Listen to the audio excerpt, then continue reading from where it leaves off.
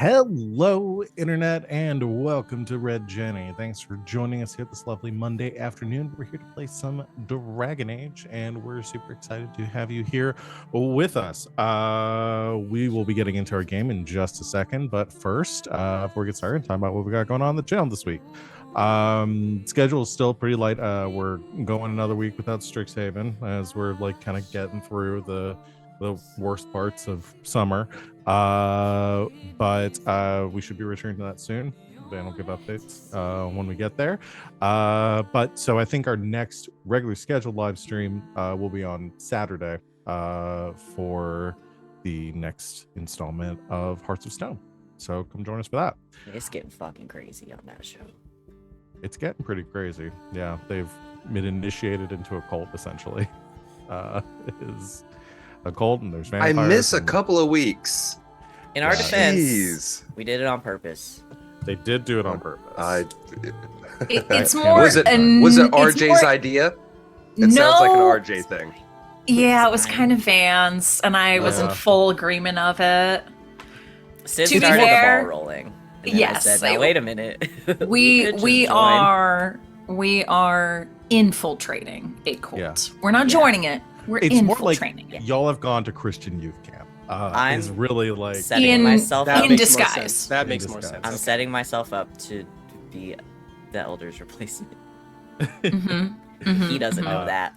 He also doesn't know how he's being replaced. This sounds like It's like Sleepaway Christian Camp and just as triggering for all of the speeches that Val made. Yeah. It's like the movie Sleepaway. I'm picturing this Yes. as some weird, like this one favorite episode of American Dad that I love. So I think one of you guys is going to pretty much betray the rest of the group and say, "I've been working with the cult the whole time." I'm looking at you, Van. I would never betray those three. Not Glass. Yeah. It's real. If you want to see me do about a 10-minute off the cuff youth pastor, like I do. It gave me heartburn. It physically hurt me. Yeah. Is that up on our YouTube channel yet? It will be very soon. It will be. But right now you can watch the VOD on Twitch, so do that until it gets on, or once it gets on YouTube, go do that.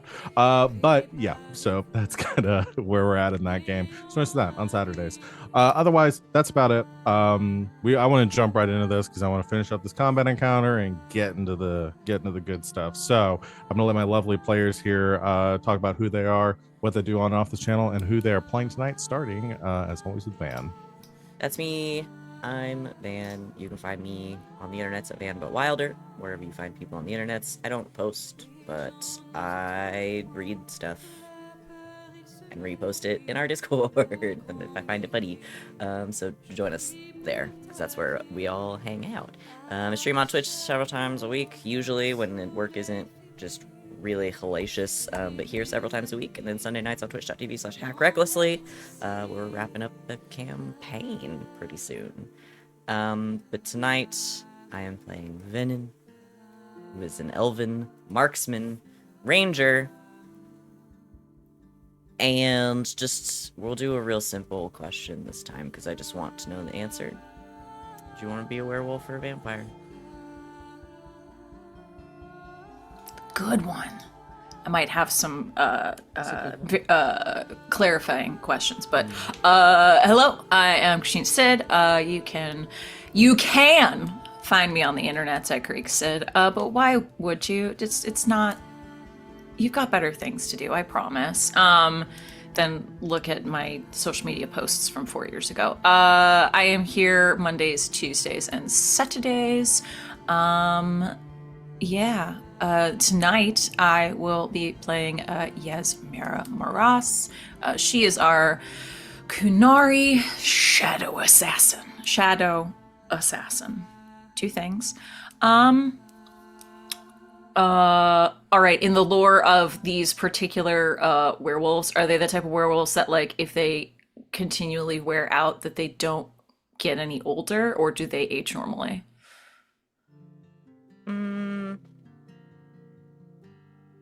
I think they don't age. They don't age? Let's Werewolf, go then. underworld rules. Underworld rules? Okay, werewolf. Werewolf for sure. Yaz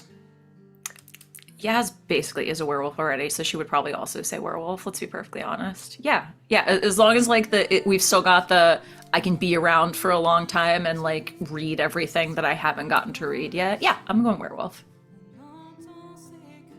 That's a good reason. That's a good reason. Sup, y'all? It's me, your favorite non-binary slime best friend on the internet. You can find me on the social medias at WALLE132, like the cute little Disney robot, where I talk about all the stuff that I'm in and things that I do and what's coming up down the pipeline for me. But you can also catch me every Monday and Tuesday here on this delightful channel playing games with the people that you see around them. Can't you tell? I've been practicing my intro. But tonight, I am playing Garas, our Grey Warden, Elven Duelist Bard. And I already know my answer, werewolf. I wanted to be one when I was 5 years old, and that has not changed one bit. Garas, he'd be a werewolf. He'd be a werewolf. You think he'd be a vampire, but no, he'd be a werewolf.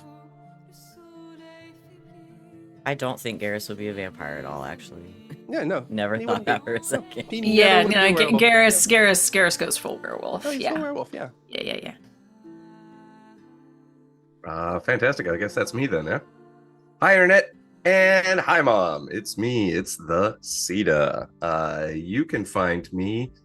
I mean, y'all are starting to notice like a theme amongst most of us. You can find me in the Twitch chats. You sign up for our Discord. You can find me there. I occasionally even poke my head into the LB Hack'em Up, the aforementioned game. So check those out. You might find me there too. You can go to john.cita on Instagram and see some lovely pictures of food that I make, although the other day I forgot to take a picture of the pancetta, ricotta, blackberry, balsamic reduction with basil pizza that I made, and it was real damn good, and I'm ashamed of it. But no big deal. I just made a fancy pizza. No big deal. I'm John Cena. I like to cook stuff. I do. That's damn right. My name is John Cena. I like to cook fancy food and post them on Instagram. Yeah, I am. I'm unashamed about that entirely. But speaking of also unashamed, tonight I am completely unashamed to be playing one Ziggy Anharad, the Dwarven Grey Warden Guardian Berserker. And as to the question, I think so. Me personally, I'd go werewolf wholeheartedly. Oh my, like that sort of connection to your emotions, a more primal side, being able to like feel free and run wild under the moon. Absolutely. Now, Ziggy, on the other hand, I think that would feel to him too close to becoming Darkspawn. So I don't think he would really relish either choice. But I think if he had to choose between them, he would pick vampire, because that would potentially extend his lifespan, maybe make him immune to becoming a darkspawn, maybe further his goals. But those are dumb reasons, because Ziggy's kind of dumb.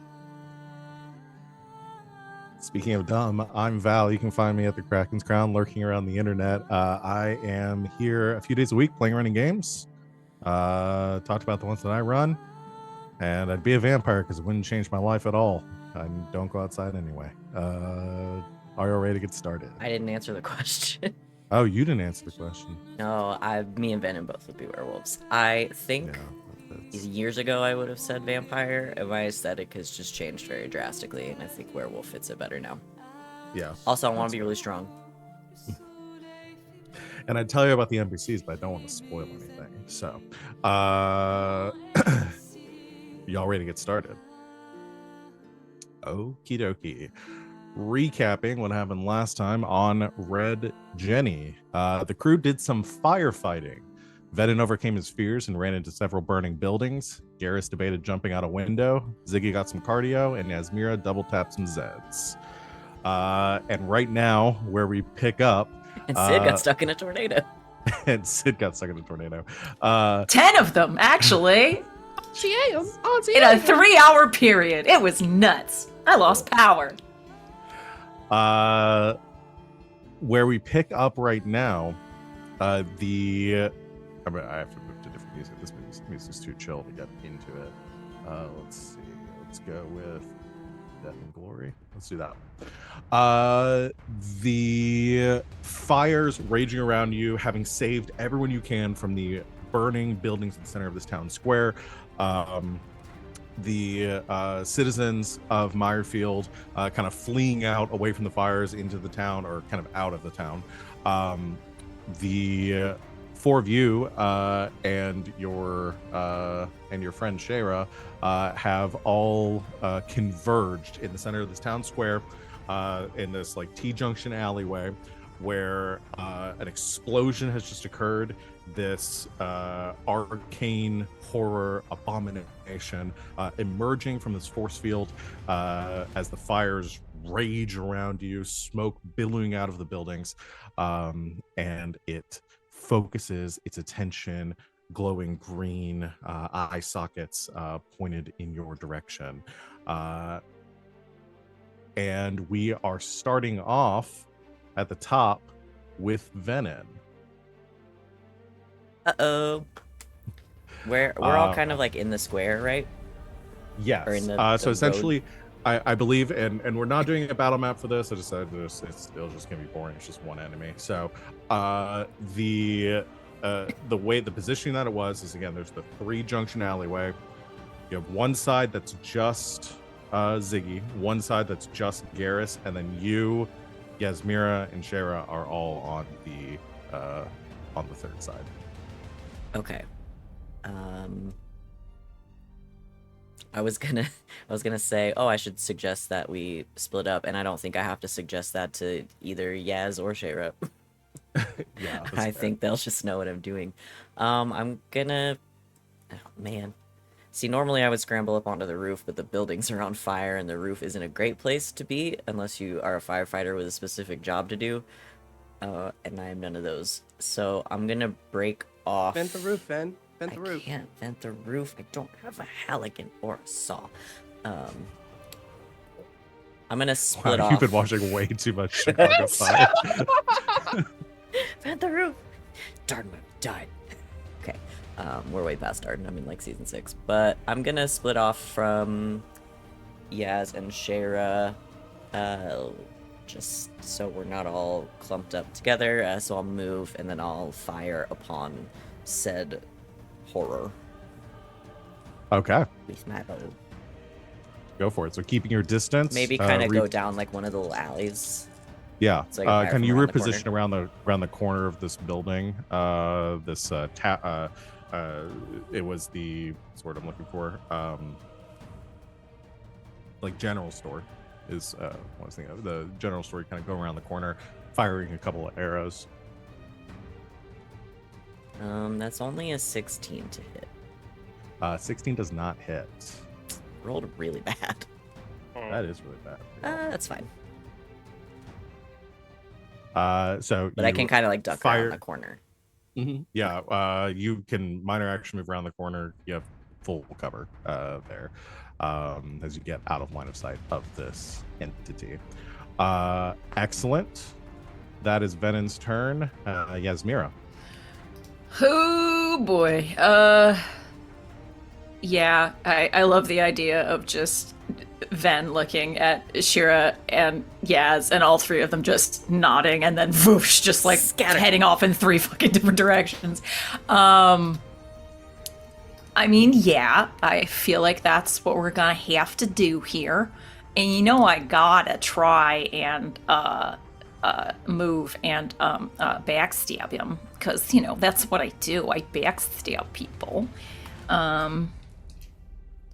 So if this monstrosity could please roll a perception check against my my stealth, that would be great. Yasmera has changed a lot. I did not know she was from Minnesota. No, Sid's just had a really crazy day, and I don't really know why I'm speaking like this, so... Sometimes you gotta just do a character. Sometimes It's true. it helps. You let out all that stress from the day, it turns into a character voice. I do this constantly. Yeah, it's kind of a part of life at this point. 12 plus 9 is 21 plus stealth, 22 for my stealth versus his perception. You succeed. Woo! We backstabbing then. And again. Woo! We like that. Okay, that's gonna be 14 plus 8 is a 22 with 4 stunt points. Boom. Nice. Does that hit? Oh yeah, sorry. Yeah. So Okay. many Cool. rolls. There's a Nice. lot. There's a lot. There's a lot going As on. soon as y'all But does it succeed hit? on the, like, I'm so used to D&D. It's like you do your first roll, confirmed. I don't have to worry about anything until I get the number at the end. I'm gonna start I doing that love as it. a DM. If you hit, I'm gonna say nice, and if you miss, I'm gonna Nice. go, oh. Oh, No, I'm gonna Aw. go, dang. aw, beans. Dang. Oh, beans. Dang. Oh, beans. Yes, that does hit. Excellent. So I have 4 stunt points, but with my devastating rune, I can add the 3 for more damage, so I technically have 7. Let's look at some stunts. Stunts.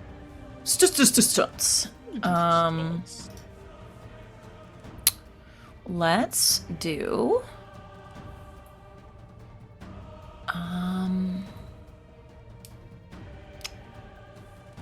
Let's see if we can knock this guy prone. That could be fun.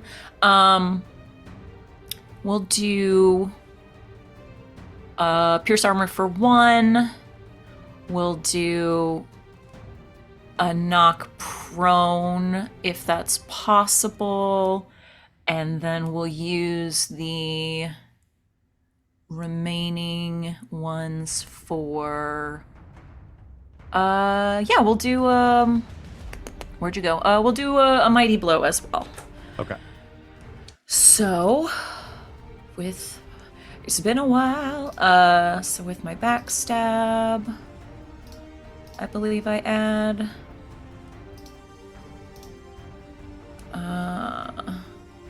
with backstab I'm adding a dice. And then with the mighty blow, I'm adding another dice. So that's 4 of these.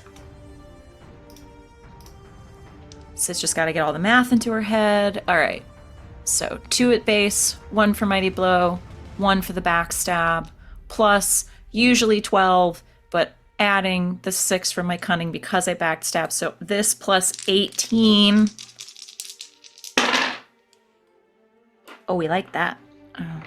10, 12, 13, 17. 17 plus 18 is 35 with pierced armor. 35 with pierced armor. Okay. All right. Got it. And you did a knock prone. So yeah, Knock prone as well. Yes. it's hovering in the air. So I think kind of what happens is you hit it. What I will say, we'll do this with the knock prone. You hit it and it kind of spins out of the air as it takes this bolt. You see like a spray of this ichor coming off behind it, splattering against the building and then kind of sizzling off in the fire. And as it spins through the air, it drops in the air so that it is at like ground level with it. So Hell yeah. that gives all your melee folks the ability to hit it. Plus 1. Excellent. And then She did you have to use your spits on the ground. What? Sorry. Did you have to use your minor action? Can you move? don't know I if you- believe that's kind of what we decided is if we're not next to them, then we would have to use the minor to move. Let me double check. Yes, use your move action. Okay. So, where are you going to? Where are you positioning yourself? I'm gonna go. He was in that main courtyard area. Yeah, I'm gonna try to get a little bit of cover behind some of these smoldering buildings. So. Okay.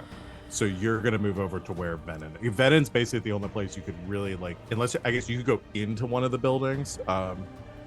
Might not be advisable at this point. But, Yeah. if you're wanting to stay outside, then you just go over to where Venehn is right now. Okay. Yeah, I'll try. I'll try to still give him some space so that we're not Yeah, but y'all are completely out like of line of like sight. kids that like both accidentally run to the same hiding spot. Hide and seek. No, go. You go. I got here. You go. So you duck around the side of this building too. Awesome. Garas, it is your turn. Okay. So that thing is like hovering, but at ground level, kind It's of. at ground level now. All so right, you can then get I to it won't right have away. to do what I was going to do before. So I'm going to run up to this thing, and I'm just going for the what was it? Backstab. Yeah, I'm going to go for a backstab. So it needs Okay. to make the good old save against my deception. Okay. Against deception. Is it willpower? I believe it's willpower. Are you doing backstab or bluff? Backstab. Backstab is your stealth. If you want to do the deception, it's bluff.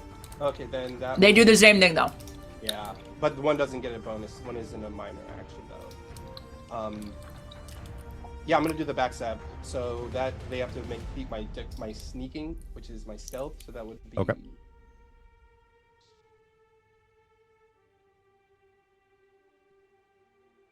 $20. You succeed. Dope. Okay, so I'm gonna go to hit this thing. Go for it. That's 6 stun points. Damn. That's 25. 25 hits. Yes.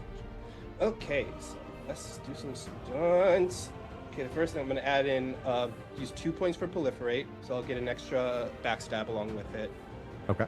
Going to pierce armor for 1, and because of my duelist mastery, it ignores armor now.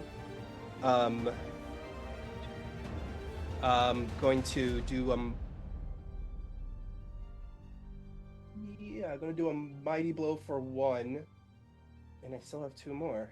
I'll go into defensive stance. Okay. Yeah, so that brings my AC up to 8. Okay. All right, so rolling my mighty blow my first sneak attack and mighty blow damage. Wait, so that's 3 right there. Sneak attack. Mighty blow. Pocket sand. Pocket sand. Oh wow.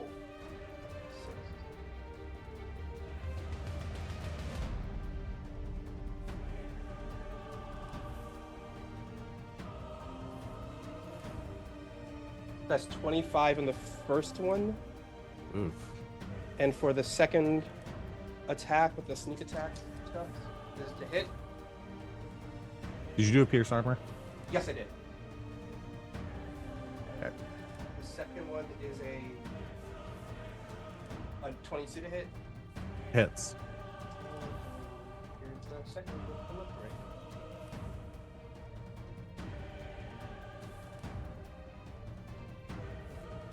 That's 18, but it still bumps against armor this time because it's not the pierced.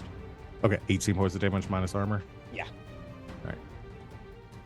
Jeez, yeah, y'all fuck this thing up. You run forward with your greatsword, your bastard sword. My grape sword. You just lay into this thing, slashing its head. As soon as you get close to it, though, I will say, no effect right now, but you do feel this just like this pull towards it. Like there's some sort of aura coming off of this thing that you begin to experience as you get closer to it. No effect on it right now, but that is your turn, which brings it to Shayra's turn. Shayra is going to minor action activate her Spirit Warrior mode, and you can see she begins to draw in like this like almost like invisible flame comes off her. You see this like distortion around her as she begins to tap into a bit of that fade magic, and draws her bow, and is going to make an attack against this thing. That is, I keep getting 6 stunt points with her, and I don't know why, and I hate it because now I have to look at the stunts. That is gonna hit as 22 is 6 stunt points. Let me pull out the stunts real quick. What are her favorite stunts? She's gonna do a She's gonna do a fade burst for 4 stunt points. And a small onion ring. And she'll do a pierce armor, and I guess a threaten. We'll go with that. So for the damage, she's gonna do an extra 1d6 piercing damage for the fade burst. All right, roll damage for her. That is 5 plus 11 is 16, plus another 4 is 20. And yeah, 20 points, halved armor. So, okay. 17 points of damage as she is going, as she fires her bow. And you see as it hits, that same like invisible kind of flame that catches to like a blue and just before it hits the creature. And then as it hits, there's like an explosion, this like repulsing magical effect that explodes out from this this entity. That is all she can do on her turn, though. She's staying in the street because she had to use her minor action. So, Ziggy, that is your turn. So, given how slow Ziggy is, do I need to use my minor or my major or both to close? I will let you use your minor action to close. Great. Cool.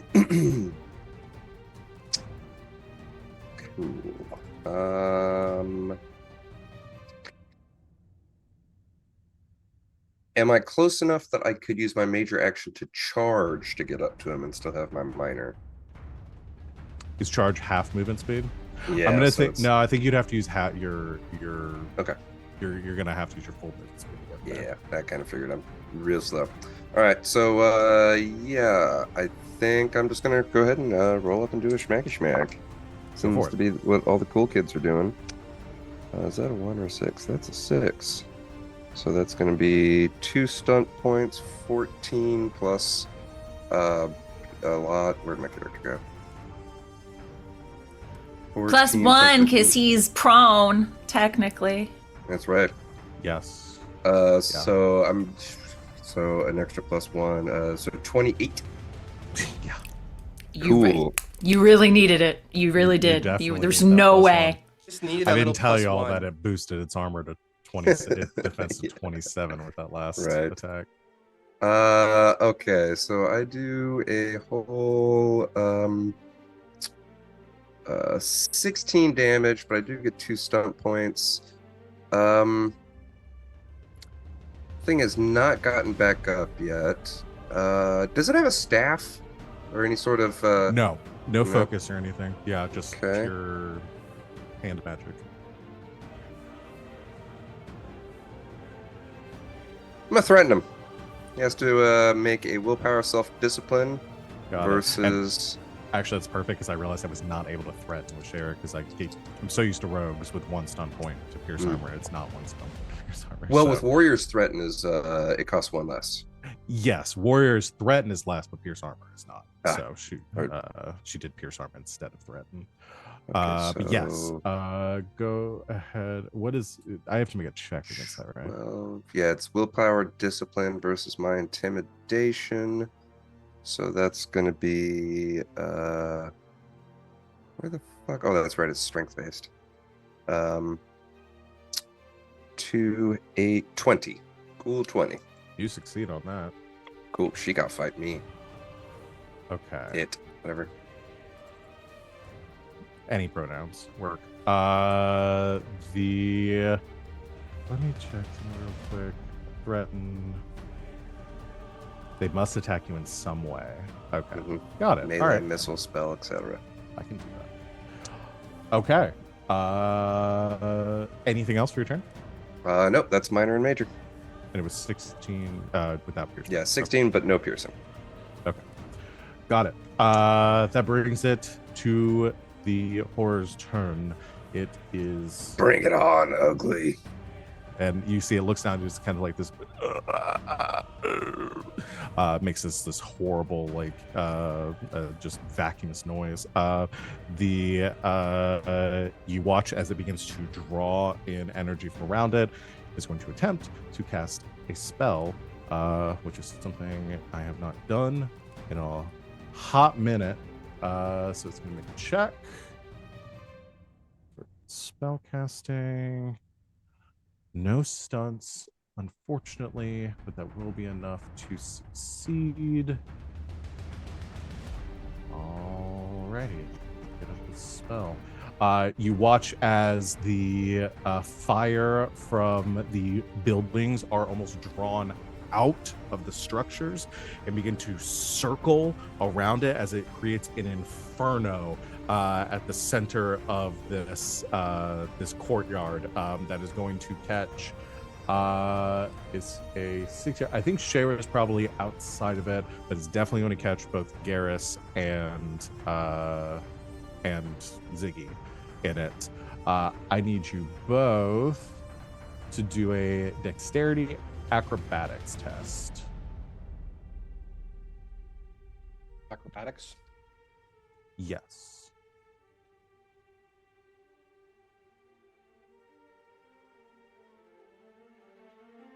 Oh, 13 for me. 18 for me. I think 18. 18 does not do it. That will be for both of you. Wow, that's a terrible roll. 2 2s and a 1. I'll take it. Plus its magic. Which is... I've got these sheets broken up in so many places. This 8, so that's 13 points of fire, of magical penetrating damage. As you are engulfed in these flames. And the two of you are on fire. That is the column of fire continues. It is going to use the points to keep it going. So now the three of you find yourselves completely engulfed in flames.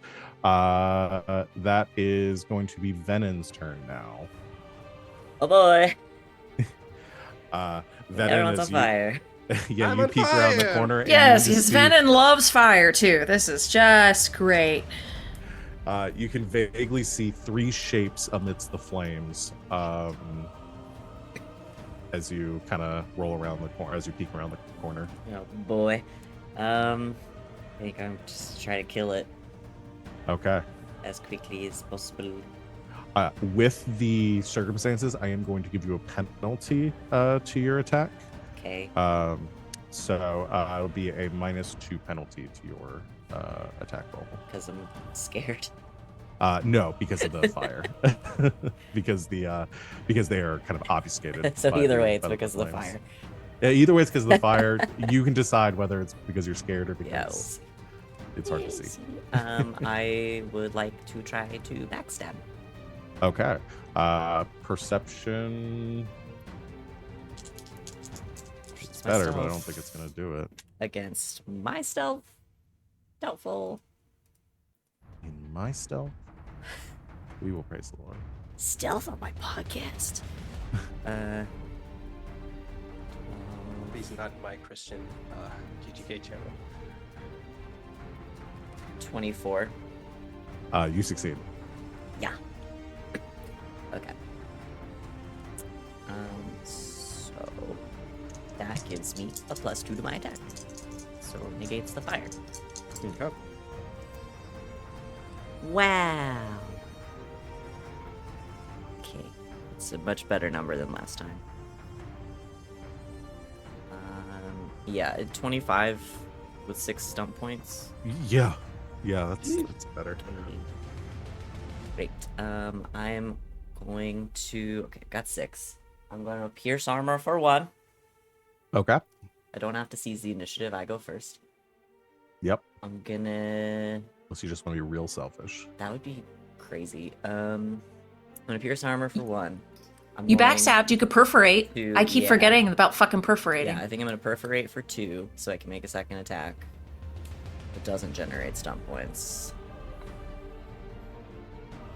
But it is a backstab, so you get the extra dice if you hit. Yes. And then what's the other one?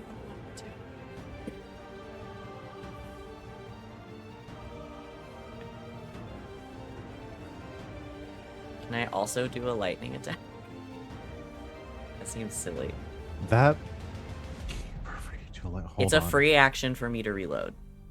Yeah, you can make a second attack. It's the same. Okay. I guess you could also do a lightning attack because it doesn't require to use a minor action, and you get to reload as a free action. Yep. Oh my god, that's. And I lightning attack for 2, so that's 5. And then fucking.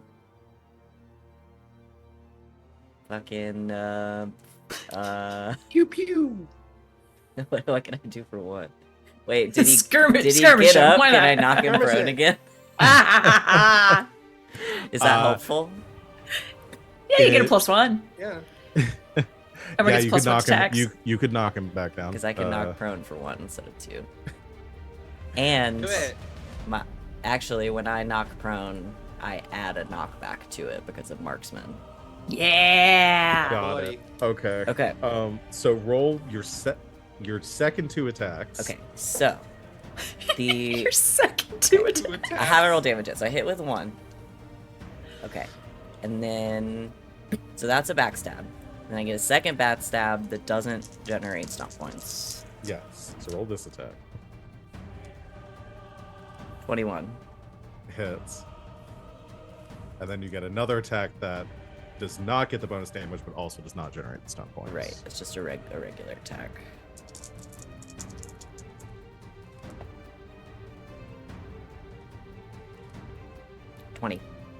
Also hits. Okay. So you get your base damage 3 times. Can your I not? sneak attack Can't twice. do it that way. I can't do it that way. You have to be Okay. quiet right now. Okay, that's fine. I'm so sorry. You have to be quiet right now. But don't forget, you do also get your lethality now that you have cunning to add. So you get to add your cunning Yeah, score I already 3 added times that. the damage. I Okay, already good. added that on my sheet into my damage, Cool. so I don't have to think about it. Cool. Same. Smart. That's smart. Okay, so the first one. Okay, the first 2 were backstabs. Yes. So that's gonna be. Let's do this.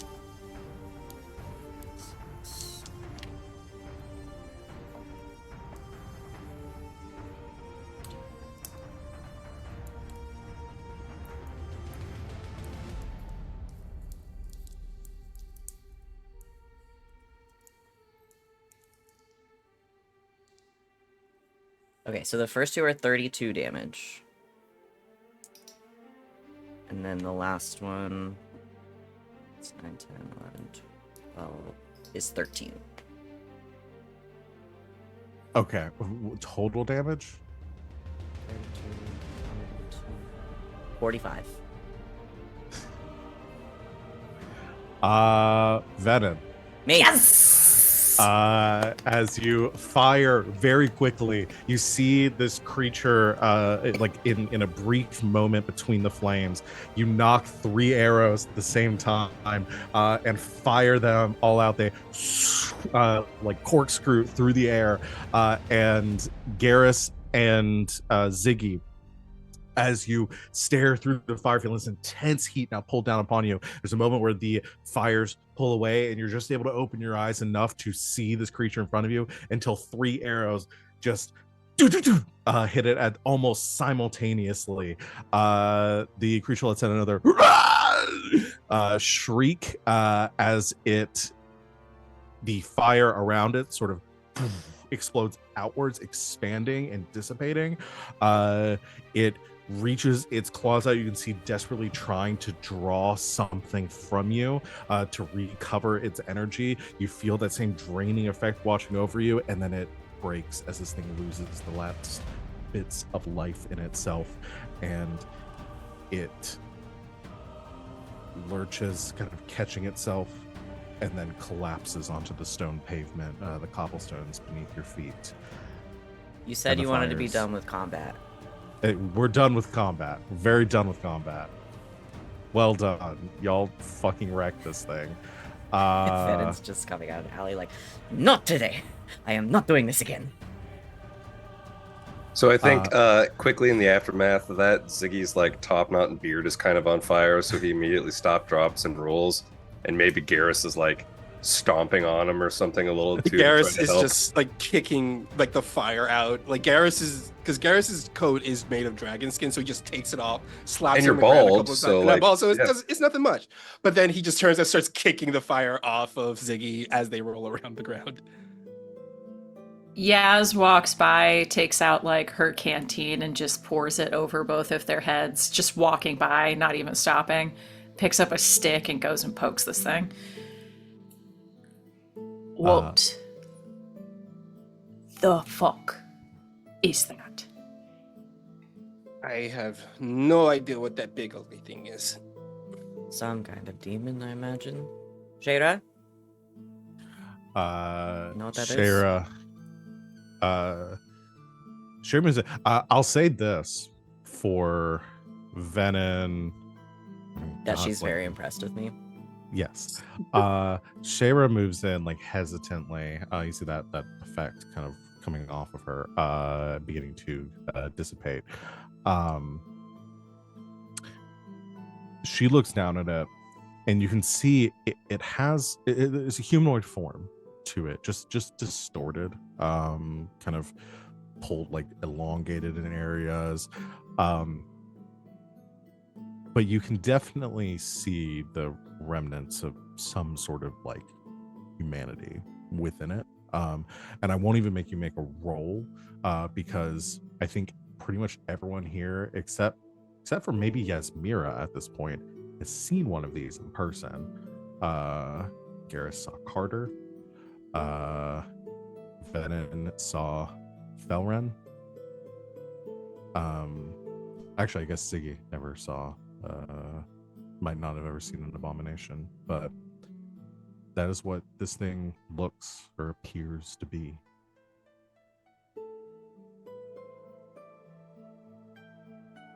This looks like the thing that Carter turned into. Stops poking it.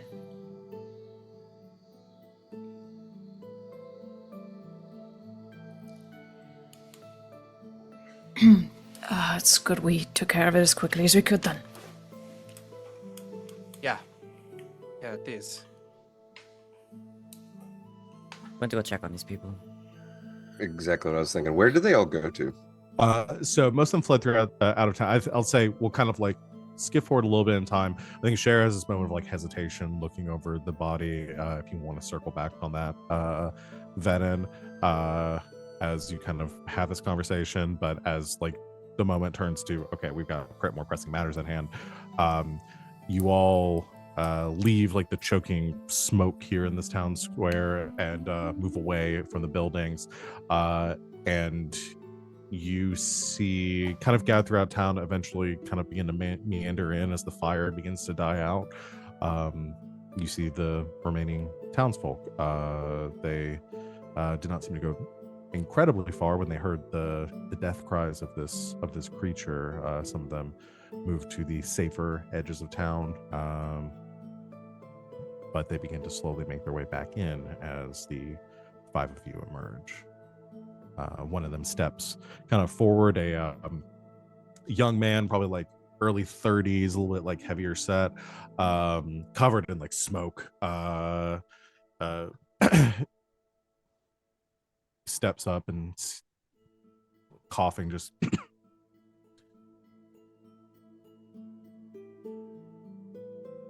thank you, I guess.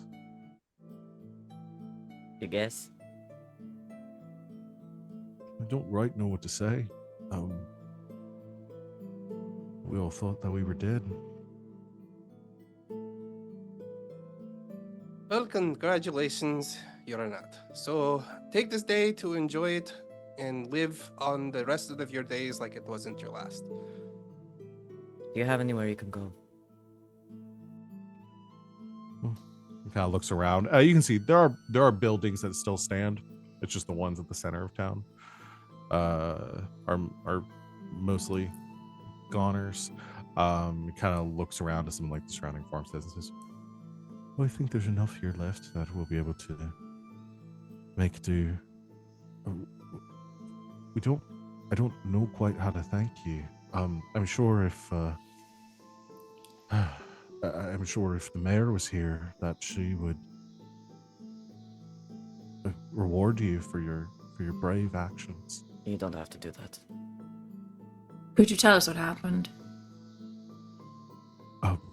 Right. Well, it was just a normal day. Nothing out of the ordinary. You know, just in for the day. I was in the tavern. I was the barkeep there, trying, being to serve people coming in for food. And well, we heard a shout from outside, and then some horrible noises, screaming. Some of us stepped outside. I went out into the street to see if I could help, assuming there was some wolves or something. And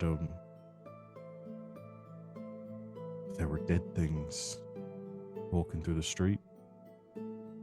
Those corpses. We tried to fight, and none of us are warriors by any means. So we barricaded ourselves into our homes, hoping that we could wait them out. Maybe they'd move on, and then there was some other thing that began to move through the streets, creating fire. And I saw one of the other lads in town trying to make a run for it, and it just held out a hand, and like it pulled the soul from his body.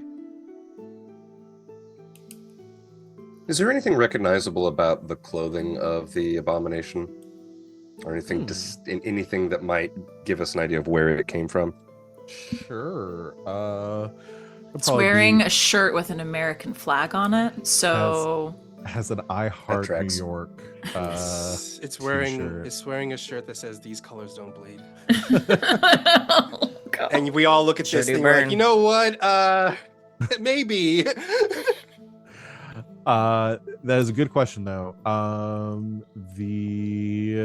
Let's do a cunning cultural lore.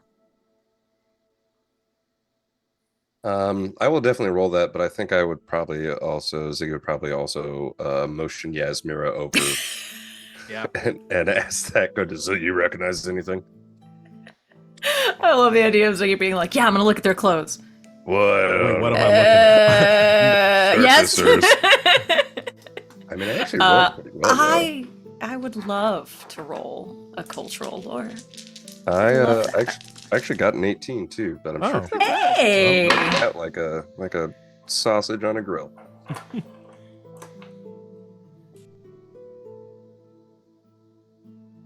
21. 21. Okay. I think both you and Ziggy pick up on this. You like call Yasmera over, and then like you look down, you're like, wait a second. So how you might have like come across this knowledge, or maybe this recognize this, maybe you spent time in the area, maybe it's something Yasmera you read or have seen before. People come through like the college wearing like different things. So they seem to be wearing some sort of robes, which likely confirms your suspicion that this is some sort of abomination, former mage that's transformed. The clothing is a little, I mean, it's torn and tattered, kind of barely keeping itself together. But the make, the design of it, the wear, all of it hints to it not being Orlesian in make. The fashion that you would kind of best associate with this is likely some sort of like Eastern Thedan clothing worn by mages in the circles near between the free marches in Antiva, and some of those cities around those coastlines, or around those regions. So yeah, definitely not from around here. I hate to do this to you, but with my lore talent, if I make a successful cunning check, the GM should give me an extra piece of information. Okay. It does not have to. It literally says that the GM determines the additional information, and it may or may not be pertinent. Got a name tag. It says Harold. No. It says Harold worked at Stan's? That's so weird. No, I'll give you this may or may not be pertinent. Though the clothing is pretty tattered, it does not seem to be worn from age as well. This isn't, this creature doesn't seem to have been wearing this for I guess the best way to say it seems to be tattered from normal wear and tear, but does not seem to be old, I guess I would say. It's not rotted through, but it's maybe kind of threadbare and torn in places. And it looks well worn, like somebody who wore this for a while, but all the tears and everything you see in it look relatively fresh. The seams and stuff where they ripped don't have the signs of decay and kind of wearing to those. As if this person may have transformed rather recently. Potentially. Okay. Looks like free marcher fashion to me. It's a long way to come all the way out here. I think he made it most of the way before transforming. What makes you think that? Tear patterns? Yeah. I think I see what you mean. Fresh. So what the hell was he doing here?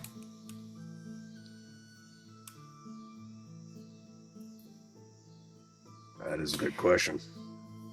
Going up to our barkeep buddy. So, just to get this straight, you saw the undead first? Before that thing? From my perspective, I didn't see this thing coming to town or know where it came from. It was just suddenly here, flying around, killing people. And I guess just above table too, to clarify, did they have a cemetery? Did these undead do a fucking one piece and pop out of the grave, or Yeah, you saw the emptied graves outside of town.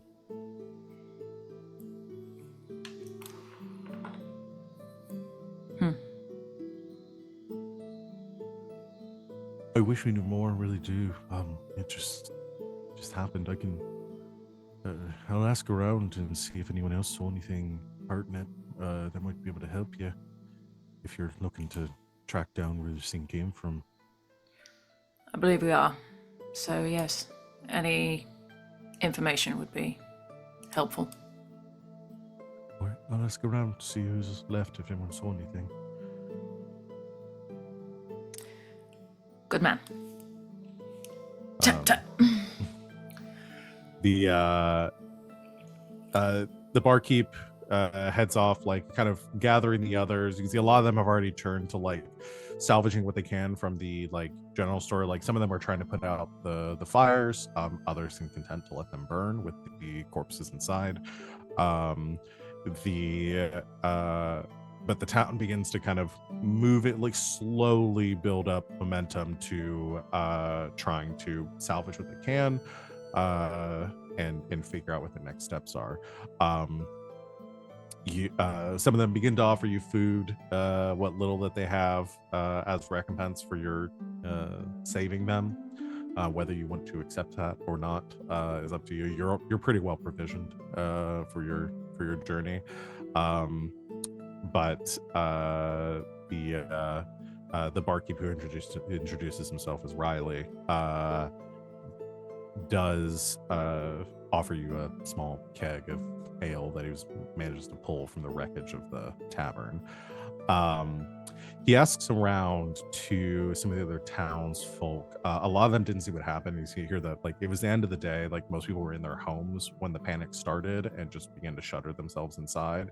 Assuming bandits or something like that. You can see like, you know, in one of these like frontier like kind of town villages, like they deal with a lot anyway. Yeah, you shutter your windows and ask questions later. No, totally. Yeah. So a lot of them kind of assumed at first it was bandits or wolves or something along those lines. So I didn't really see much. But there is one, Riley comes back to you and tells you that he spoke with one man who, an older fella that lives kind of on the edge of town, that he wasn't in like the middle of the fire and everything, and says that he saw this creature entering the town just before the shouting started. Saw it fly overhead. Thought it was some sort of like bird or something at first as he was sitting on his front porch, and as it got closer realized that it was a person, as far as he could tell, but didn't have time to warn anyone. He says that he saw it coming from the west, towards the Tirashan. And as Riley kind of tells you this and stuff, you get it's like don't really seem necessarily surprised by this. You kind of pick up as people are talking to you and maybe giving you some information. You're like socializing with people, that they don't tend to go near the forest. It's not a place they hunt. It's not a place they go. There's a lot of local legends about the Tirashan and the creatures that spawn from it, and they just kind of give it a wide berth.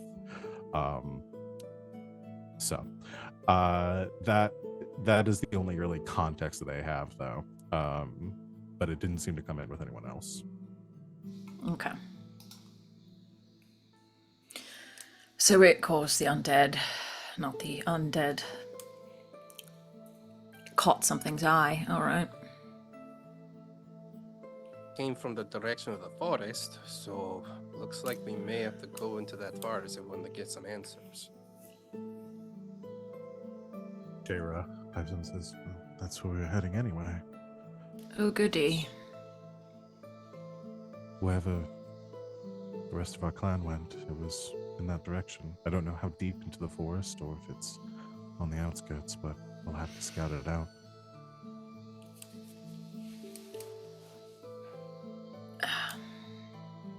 You said that when this individual that you thought had become one of those things, but came back? Felrin, yes. Didn't happen to have any other interesting looking mages with him, did he?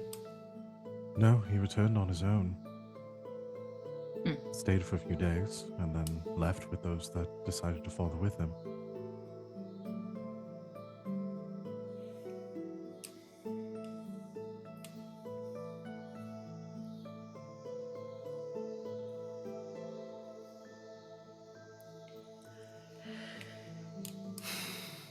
Well, there seems to be plenty of fire. Camp and then set off in the morning.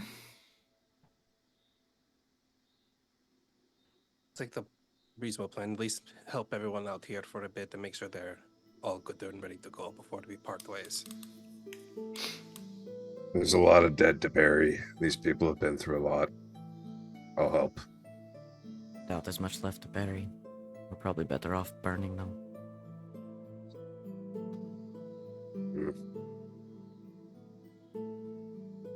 Also, to be fair, I think at least the majority of them already had a grave dug. They just kind of shot out of it. Yeah, well, look, if these corpses came from this town's cemetery, then we're talking about their brothers, sisters, uncles, cousins, mothers, and grandmothers. There might only be a few corpses with anything left to bury, but I don't think it should be them to have to do it. Let these people rest. Garas, you want to give me a hand? Yeah, let me help out and do what I need to do around here. And Garrus will take off his jacket and set his sword aside and start going around helping clearing up rubble and helping pull people out of the rubble, out of dead bodies out of the rubble. I think there's this one moment, maybe like an hour or two into it, where we're stacking up bodies, just trying to get things organized, like you said, moving rubble to see if there's any survivors, etc. And Ziggy is hauling one of the corpses over to the pile, and you see him kind of stop for a second. The corpse is probably pretty damaged. Maybe the hand kind of slops off the rest of the body. And you see Ziggy kind of lose focus. You see he almost seems to wobble a little bit as he's now holding this desiccated hand.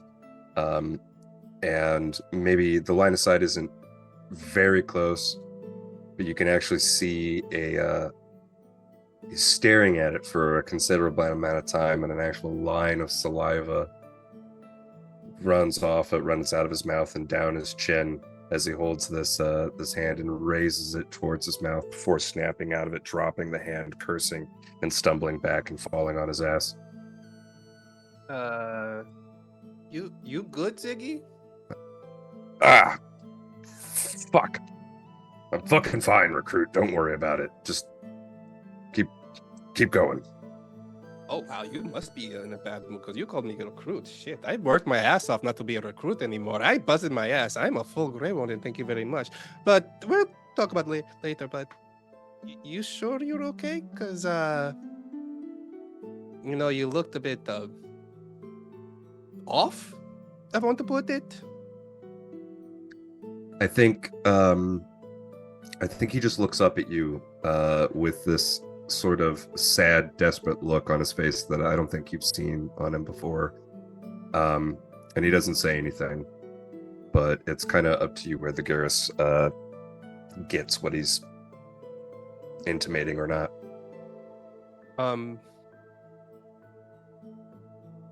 Good word roll. Okay. Garas looks at him for a while, and he hefts him up, and he pats him on the back and says, I can finish things up here. Why don't you go get ready for tonight with the others? Okay? Yeah. Garas, I'm sorry. I forgot. You are a warden, Garas. You've earned it. Yeah, I did.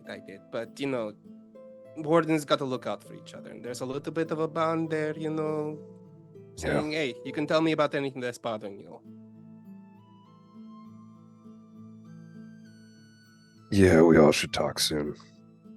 You're right, I could use a drink. I'll meet you back at the tavern later. He pats him on the back and goes back to work.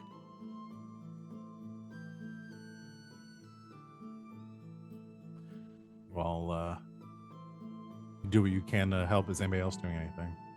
I'm gonna talk to Shayra. Okay.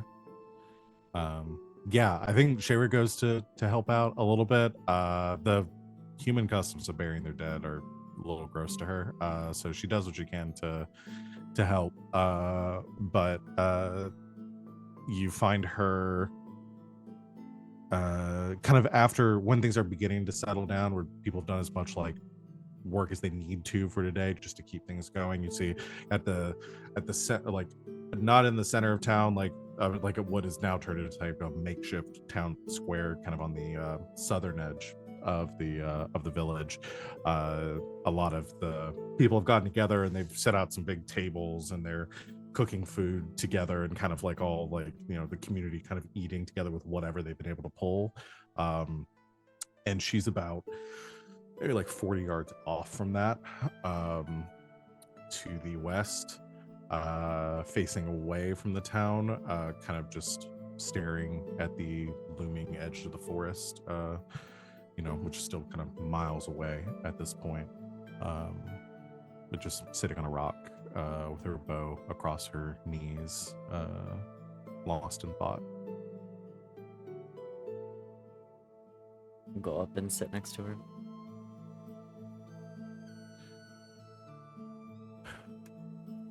After all these years, there are some human customs that still seem very strange to me. Do you know how much of Orlais is cemeteries? I don't understand how they live like that. Constant reminder of those you've lost. Not any kind of fun way. Just a rock, their name, and some feel-good words on it, reminding you exactly when they died.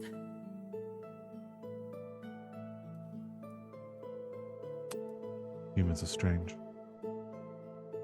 So are elves. Suppose so.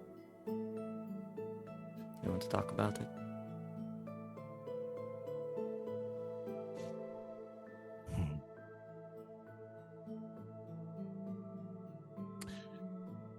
Just a lot of memories coming back. The fire, screaming.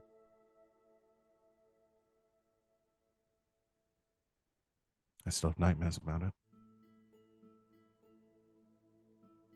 So do I. Good, I'm glad I'm not the only one.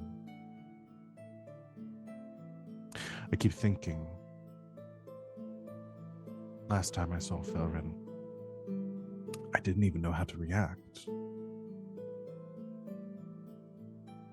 They were same as they'd always been, helpful. He was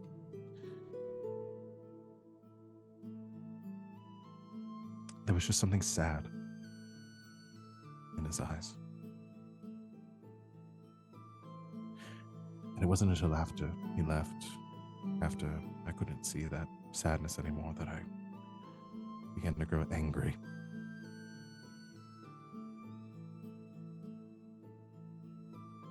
Angry at him for what happened. And I know it wasn't his fault. But even still, we lost people. And I couldn't help but blame him for it. I almost want there to be something worse afoot here, so that my anger is justified.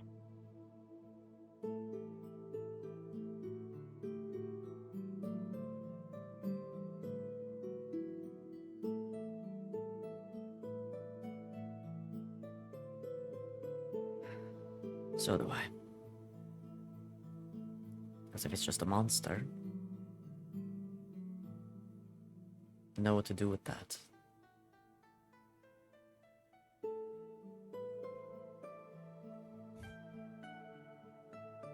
Suppose so.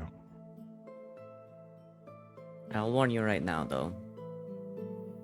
These idiots around, it's never the easy answer.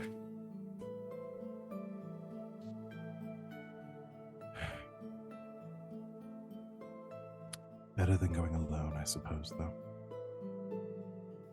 I can't decide still, after all these years, if we are the luckiest or unluckiest bunch in Daedus.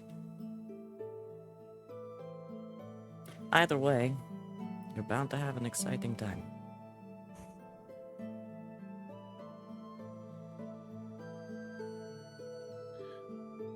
Whatever we find in there,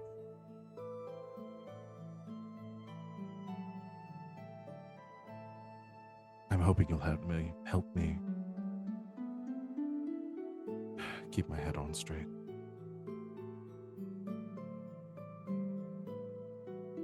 That's new for us. That's why I needed you here with me. So you're one of the only people that know what we went through. And if you disagree with the way that I approach this, then perhaps I am wrong.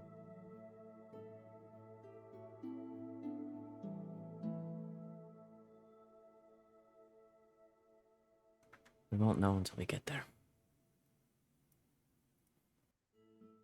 Very There's true. no use dwelling until then.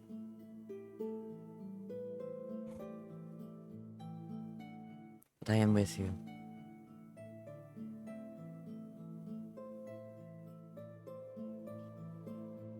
Thank you, Venehn.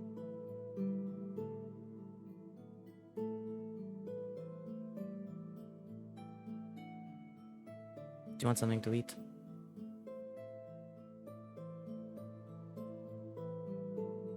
I suppose so.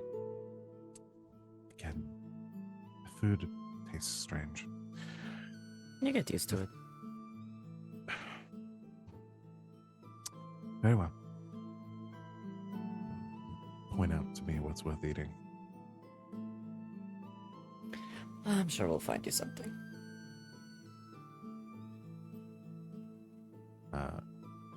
She stands and offers you a hand to stand up as well. And the two of you head back to the kind of small gathering here. You still haven't told me how impressive I am. You'll have to impress me first. You were better at a bow when you were younger. That was 3 arrows at once and they all hit. It's not always about quantity. Oh my gosh, get the fucking smoke out of your eyes.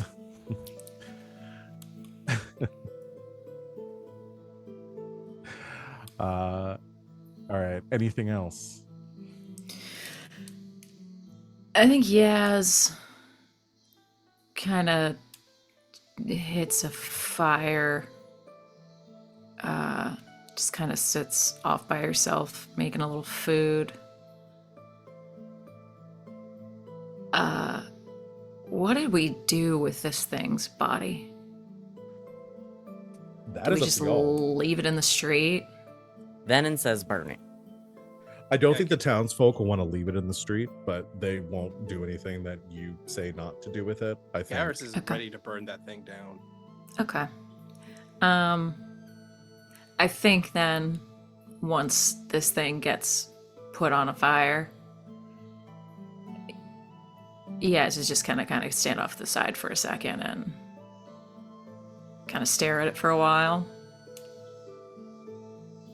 And then sniffs a bit, wipes her face. Maybe it was the smoke. This thing smells terrible, but maybe not. And then just kind of to herself, maybe. If this is what you became, yeah, I think it's better off that you did. And walks away.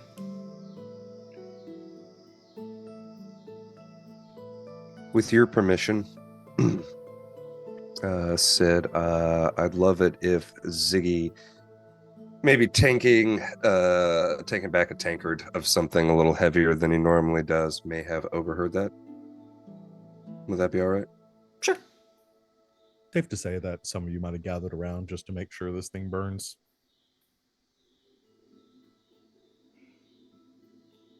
You got a minute, Horns?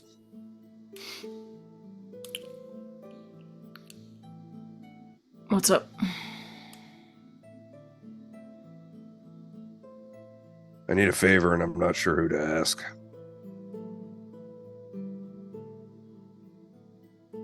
I've already lent you money.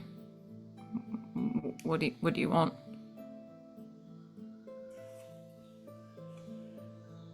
Looks around. You know about the calling, right?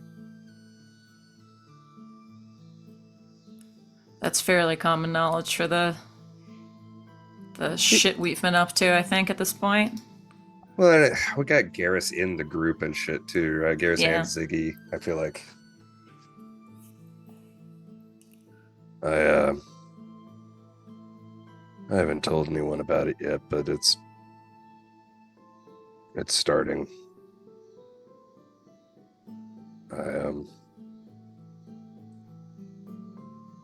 Normally, a warden in my position would find this opportunity to go into the deep roads. Maybe die valiantly there. But I want to help you. But I don't know how much time I have left. And I know that any of you would do it, but I'm not sure who. You all have been through so much. It's not fair of me to ask any of you this, but I'll do it. The other two.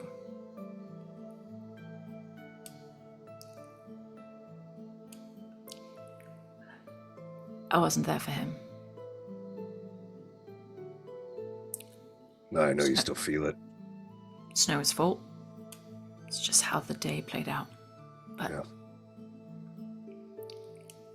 I wasn't there. And they had to be. So this time around,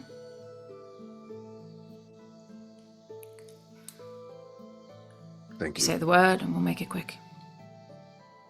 You'll know. There's actually something else though too.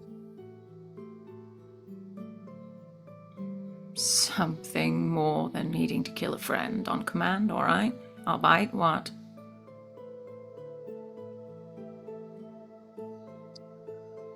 The disciples used to be my family too. I don't know how you could promise me this, but I don't think I'm going to be around to see their end or where you all go. Just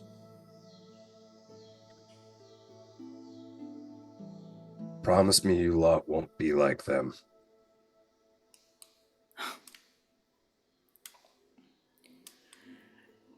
That's an easy one. I know it seems easy. They still think they're doing the right thing. Just don't lose your humanity in the pursuit of saving the world.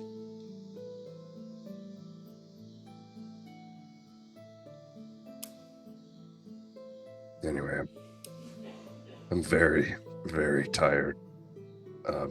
We have a long day ahead. Get some sleep, old man. Thank you again. Don't mention it. I won't. Or maybe you should. Good night. Good night.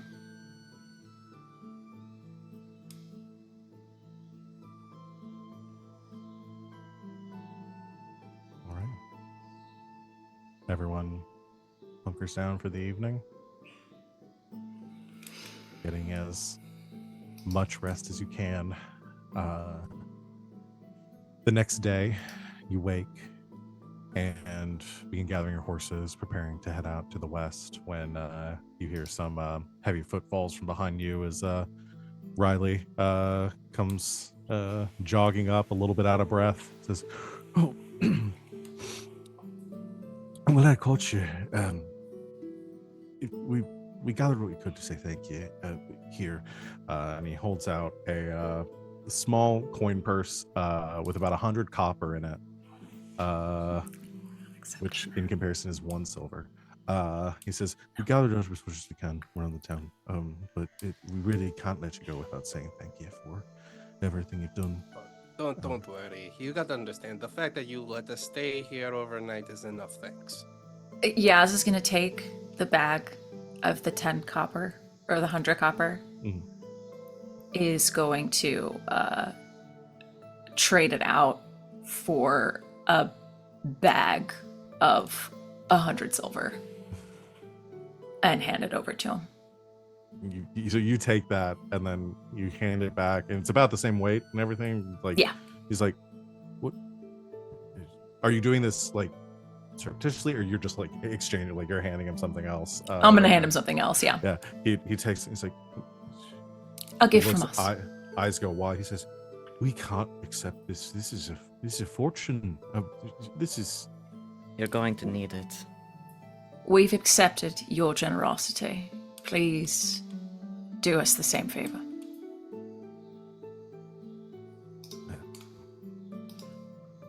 As the newly appointed mayor of Meyerfield, I will make sure this goes to the right place. Thank you. If anybody asks, who helped you? Tell them the Friends of Red Jenny. My right will. On my honor. And if anyone feels like writing any songs about us, or maybe erecting a Shut up. statue in the All middle right, of old town, man. Let's go. I should say one more Say. thing. I know you're heading west, and as much as I advise against that, going to the tier show, if you're heading that way, I'd recommend going to Conley Hold. It's the one settlement at the edge of the forest.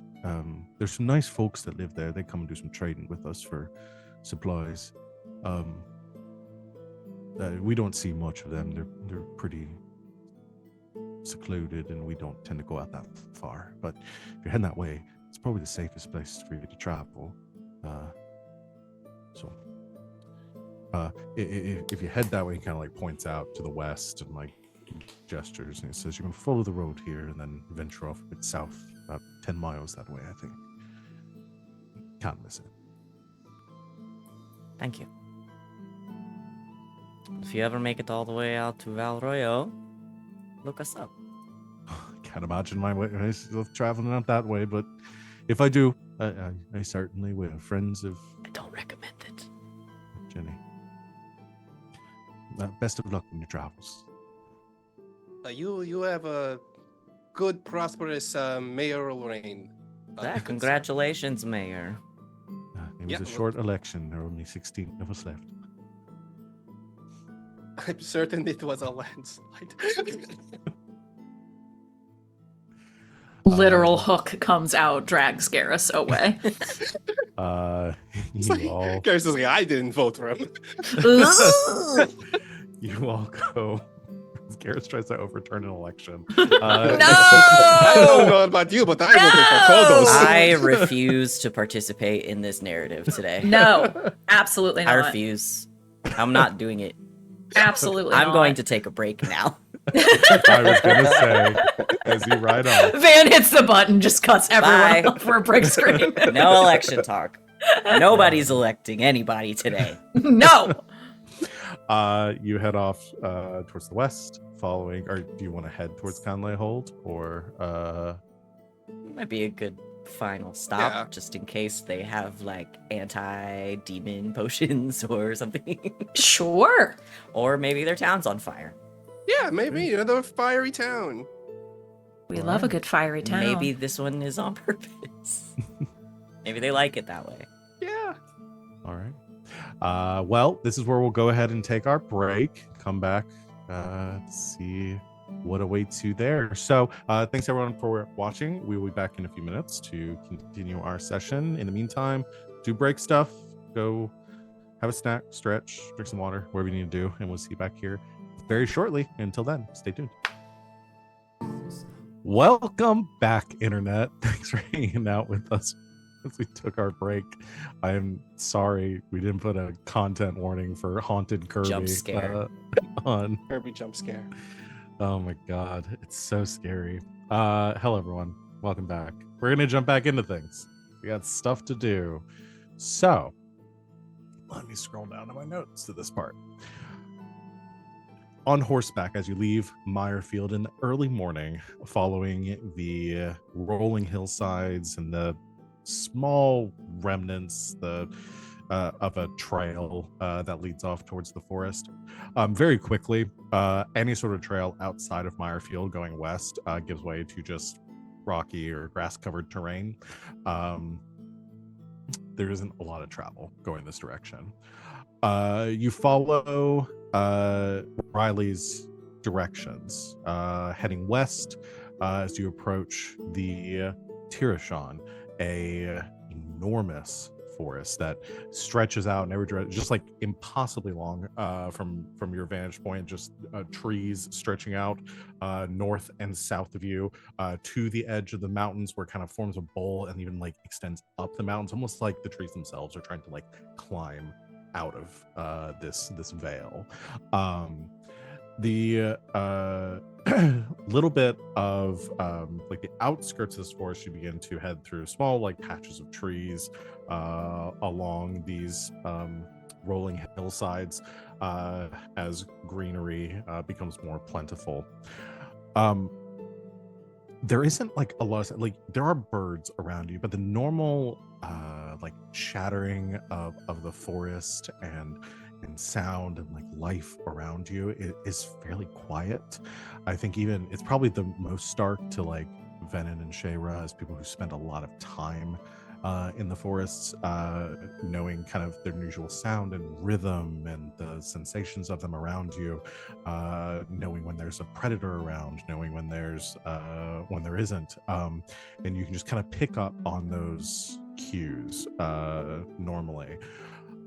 But as even though you are on the outskirts of it and haven't entered the Tirashan proper, the wooded areas that you're passing through have the stillness of indicating the presence of a predator without there being one around. And it's probably very unsettling. I imagine like Venehn and Shayra are probably very on edge, very on guard, like expecting something to happen at any point. But nothing happens. No bears, definitely no bears. No lions or You said that wyverns. really quickly. You promise there are no. That's You if you say immediately that there's said no no bears and there's bears. bears, that's entrapment. That's Yeah, entrapment. You gotta show us your badge number. I'll take that like 34 wolf pack that was in the Yosemites over a single bear. I Over just a feel single like bear. wolves can be reasoned with. In this game, in this universe, bears But bears? are Dragon Age Bears are are the scary. in Dragon Age, bears are the equivalent of a belligerent homeless man on the bus waving a random bag around. You don't want to get near him, and you don't know No. what's in that bag. No, in Dragon Age, bears are that white lady at CVS who did not like when you walked in the door and is gonna have something to say about it. And if you Yep. pull out your phone Yep. to record her, it's gonna get worse. Mhm. Yep. The bears of Dragon Age are like those customers that walk into your restaurant that you can tell just right off the bat are going to make your life hard on purpose. And you don't know how or why. There's just something about them that screams, I hate you, and I'm going to make it your problem. And then halfway through, it's because you find out that they're servers at other restaurants, but not the kind that tip well. The other kinds. Yeah. Sid, Fuck do you the have one bears. too? Sid, you got one? Everyone, yeah. No, but I will say, even in the Dragon Age universe, I still pick the bear. There we go. And you'd be correct. You would be It's a correct. strong choice to be on the side of. Because at the end of the day, it's not the bear's fault. So as you contemplate the things that you rather encounter than bears along your travel, I think Venehn does kind of like bring it up briefly because he doesn't get edgy very much, I don't think. yeah. So when he is edgy, I feel like now feels the need to be like, this is why. Mm. Like, this is the kind of silence, meaning everything is hiding from whatever's stalking through it. Mm. Shayra nods and says, never been this far west. I don't know what to expect, so I suppose be on your guard just in case. High alert. And anything out here, you'll hear it before you see it. Hopefully. Hopefully. Can I do a cunning? Can I do a listening check? Can I do a hearing check? Perception. As soon as they say you'll hear it coming first, Yaz is like, I do hear good. Can I hear? Or I suppose better hope you hear it before you see it. I'm gonna do an empathy check, then no, I'm just kidding. Do a perception hearing. I'd love to do a perception hearing. That'll go. Yeah, there's dinosaurs. What if there's just a bunch of velociraptors in I here? added dinosaurs. I was like, D&D is dinosaurs. Why can't dragons? Ooh, I like Really, that. why not? Some of the same letters. Yeah. What are dragons if not dinosaurs? 21 21? hearing with 5 stunt points. Oh, dang. For exploration stunts. We haven't done these in a while. All I can think of is our game last night when LB told us she was going to roll on that table, and one of the things on it was that your ears pop off and fly away. Mm-hmm. There's no attack. There's no context to that. That just happened. It's just a thing she said. I love it. Yeah, his ears pop off and fly away. Her ears And they come pop back, they're off. scouting. Yes. All right. I'll see you in 5. His tops of her horns start twirling around, leading like a little Doppler radar. Oh, I love it. Okay. Talks into it like a Flintstone. Well, there goes my tension. What stunts? The whole first bit was tension. Let us make a joke. We're gonna do I can do that makes me wonder for 2, which I will do. So I can immediately make another perception test at no additional cost and time or resources to discover more information. So we'll get to that in a second. But these 2 tests are assumed to transpire simultaneously. So, and I'll also do,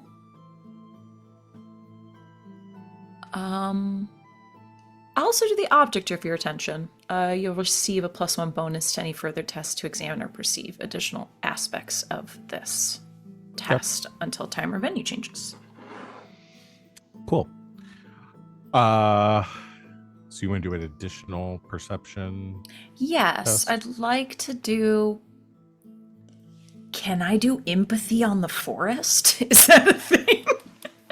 She's learning our ways. If not, then seeing is fine. But like, Vibe I mean, gotta here's do a the- vibe check on the forest. a vibe check on the forest. I don't know. I mean, we kind of got the idea that it's like, yes, it feels like there's a predator, something weird's going on, but Crouch like, down next to him, Flower's like, "Hey, you good?" But What's is, up? the, You know is what? the forest itself the predator? I'll let you. I mean, you can, and we'll see what you roll. And I'll tell you what you get. In Okay. 2025.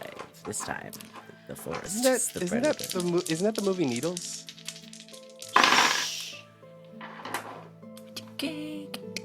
There are no original ideas in a postmodern society. Yeah. That's a shittier roll, but that's still a 17. 17. Okay. So your hearing was a 21, 22? Yes, 21. Okay. You all, as you're riding up to the edge of the forest, and kind of suddenly as you're coming out of this grove of trees, you're confronted with like a patch of land that is devoid of trees until you hit the like edge of the forest proper, and it's just this wall of foliage in front of you, probably about like a quarter of a mile, that is now obfuscating any view of even the mountains behind them. You are listening intently as you have this like unsettling, as Venehn and Cher begin to discuss things to begin to discuss their concerns with the forest and Yeah, I go up to the forest and I talk to it about my concerns. And as they're keeping an eye out, you begin to listen. And even though Yasmera not having the most experience with wildlife and scouting and kind of natural civilization, you listen intently. And again, it's just the stillness that you are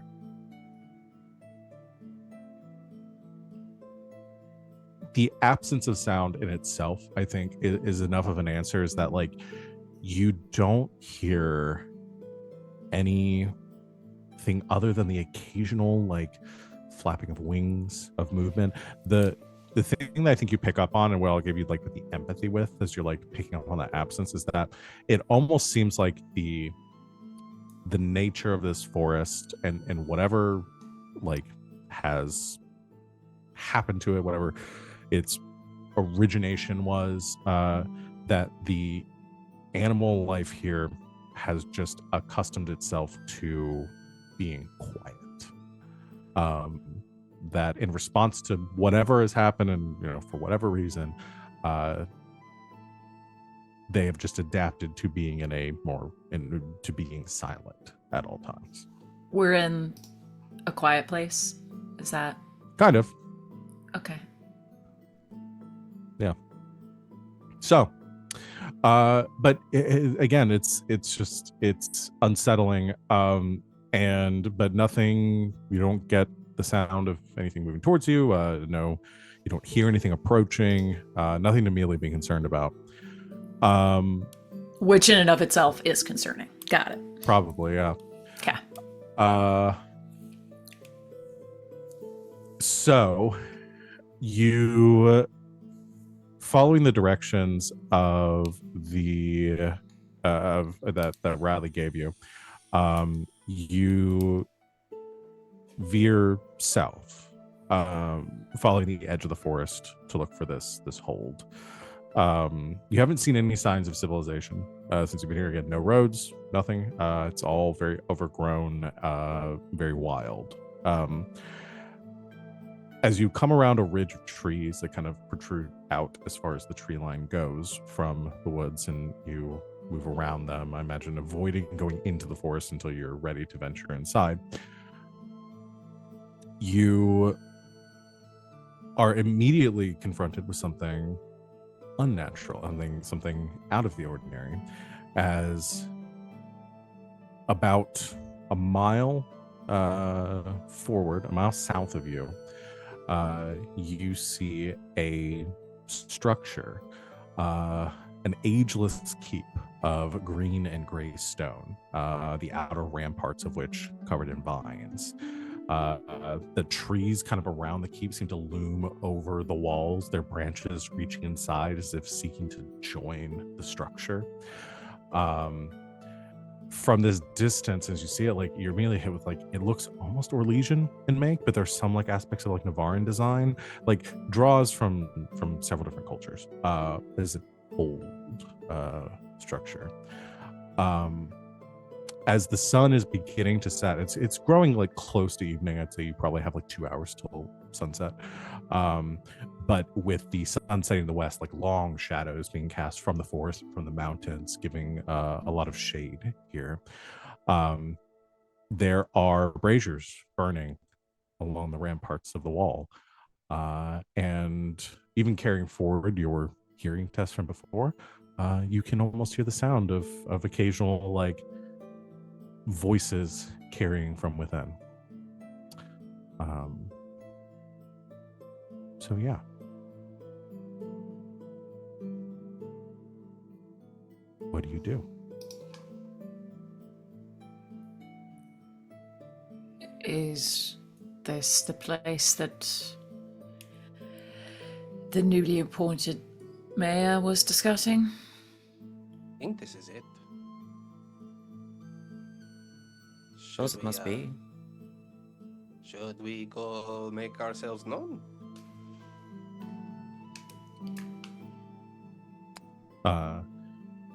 Shayra says, I can't imagine there being anything else out this way. This must be the place.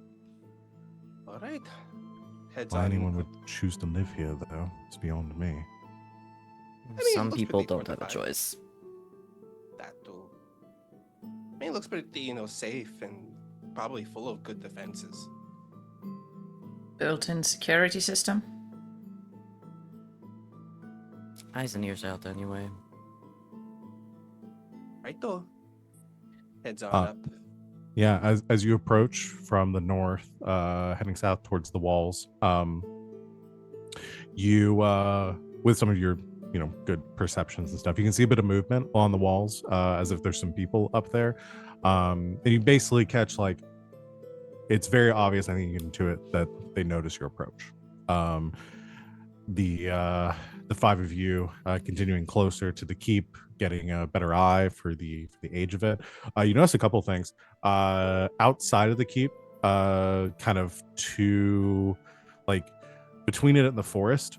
You see just like piles of, like, rocks and rubble, as if they look to be of the same material as the keep itself.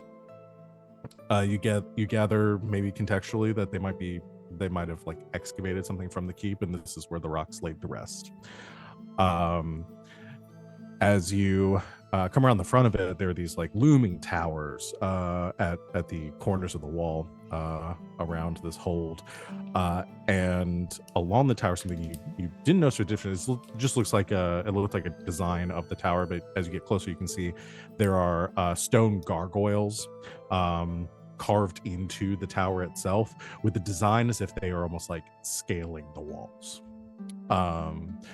You come around to the front gate of the keep, where the big heavy, like, wooden doors, again, it's not, like, broken in some areas, but don't seem to have withstood, like, like, they're not broken through. Doesn't look like they've withstood an assault or anything. Just looks like like falling apart with age. But these gates stand closed as you approach the tower, or approach the front, and as you get within 20 yards or so, there is a voice that calls out to you from one of the towers, that the ramparts on either side of the keep, and says, "Hold there, travelers. How can we help you?"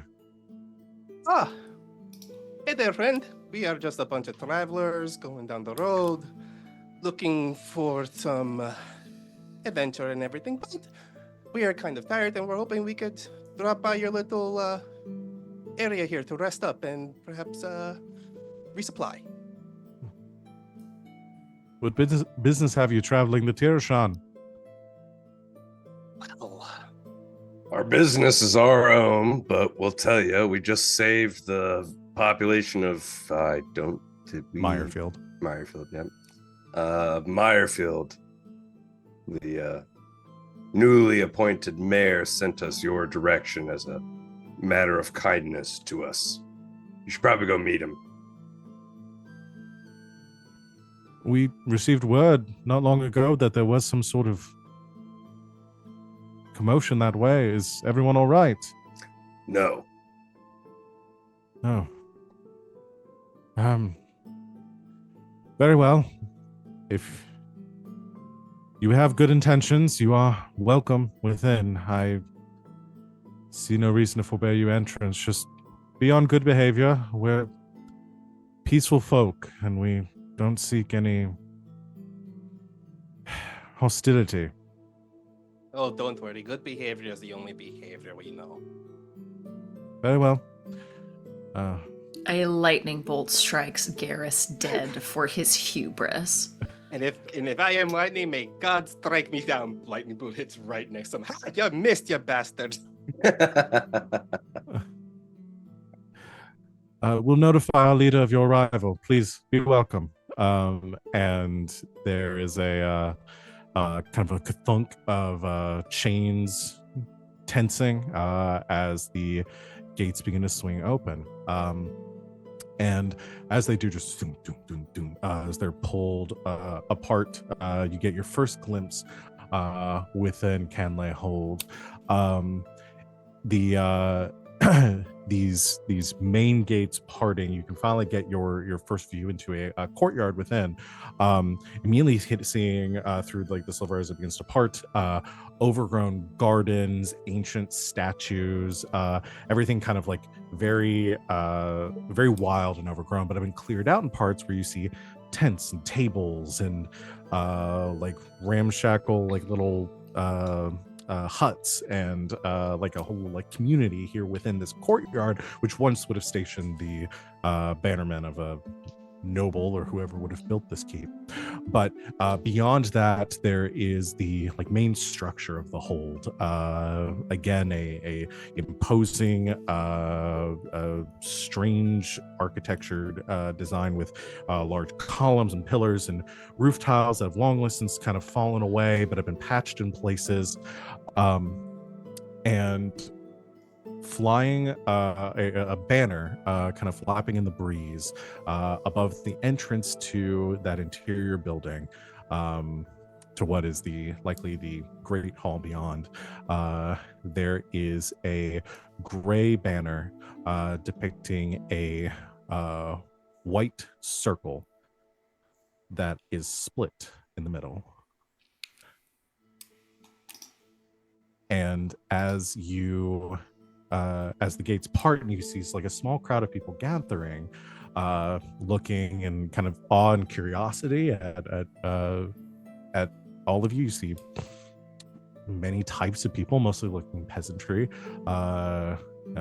humans and dwarves and elves, all gathered, and most importantly, stepping through the gates, walking towards you, you see a thin man in robes, looks to be in like his early 30s, elven, with auburn kind of curly hair, and a kind of a sad like slant to his eye, like a hint to his eyes, and he pauses as he looks at your group. And he says, Venehn? Shayra? As your eyes adjust, Venehn, and you take in the sight before you, you see Felrin standing there at the entrance to this keep. People have his tattoos. Yes. And I see the Dalish markings, tattoos, designs, looking much the same as the last time you saw him, just about 10, 15 years older. So the rumors are true. You see like a smile lights on his face as he sees you and kind of steps forward, like he's about to like break into a run, and then kind of like slows himself down and like calms himself and says, Shayra, it's very, you're alive. So are you, it appears. Are you staying on horseback? No, get down. It's polite. You dismount your horse, and he approaches you, coming alongside it, and stops like a couple feet away. And like you see him, like he again older. You can see like a bit of weather on his eyes, and like he has like bags under his eyes, like he's tired. That's like the one biggest change, is that he looks more tired than the last time that you saw him. Well, almost the last time that you saw him, but otherwise exactly the same, just older. And he looks over you and just with this look of disbelief on his face, says, you've changed so much. And you've changed very little. I'm so happy to see you. And he kind of like moves in to give you a hug.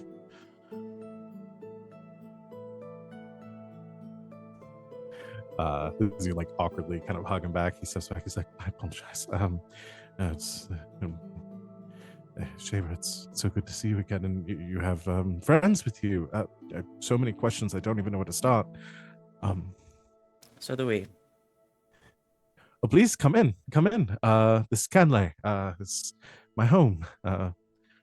Come, please. And leads you in through the gates. The village down the road speaks highly of you. We do business with them very often. Many here have traveled to Marfield many times, and the good folk, we try not to. They don't exactly know the nature of everyone here. Superstitions about magic and. Well, they're going to have even more next time you visit. What do you mean? Minerfield was attacked. When? How? Yesterday. No. However long ago. I don't know how long it took us to get here. But Yesterday. No, yes, literally yesterday. Okay. Yeah. Yesterday. By some sort of green fire-wielding horror and walking corpses. Oh no. Some of them live. It's terrible. We'll send what aid we can to them. We mostly trade with them for foods, things we can't grow here, but I'm sure they could use help. I'll speak with Minetto about that. I'm sure he'll wish to aid them. They've made the for barkeep kindness to their us. mayor. Really? That's wonderful. I suppose in a morbid way. I'm sorry. Please, the rest of you. Where are my manners? I'm Felren. Venehn and I go way back. Garas walks up to Feller and just gives him the look over, then looks back at Venehn like, "Be good," kind of thing. Very slight nod. Looks back at Bellerin, claps him on the shoulder. All right, time to liven up the mood around here. And he reaches into his bag, pulls out his Garas, lute, we've been here for like 5 minutes. How in the hell's are you alive?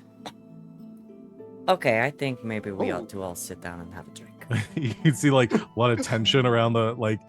Everyone's kind of like looking, and something like that breaks the quiet, and everyone just gets like really quiet for a second, until a young boy with like short dark hair comes running up, and he says, Felren, I thought we were going to play.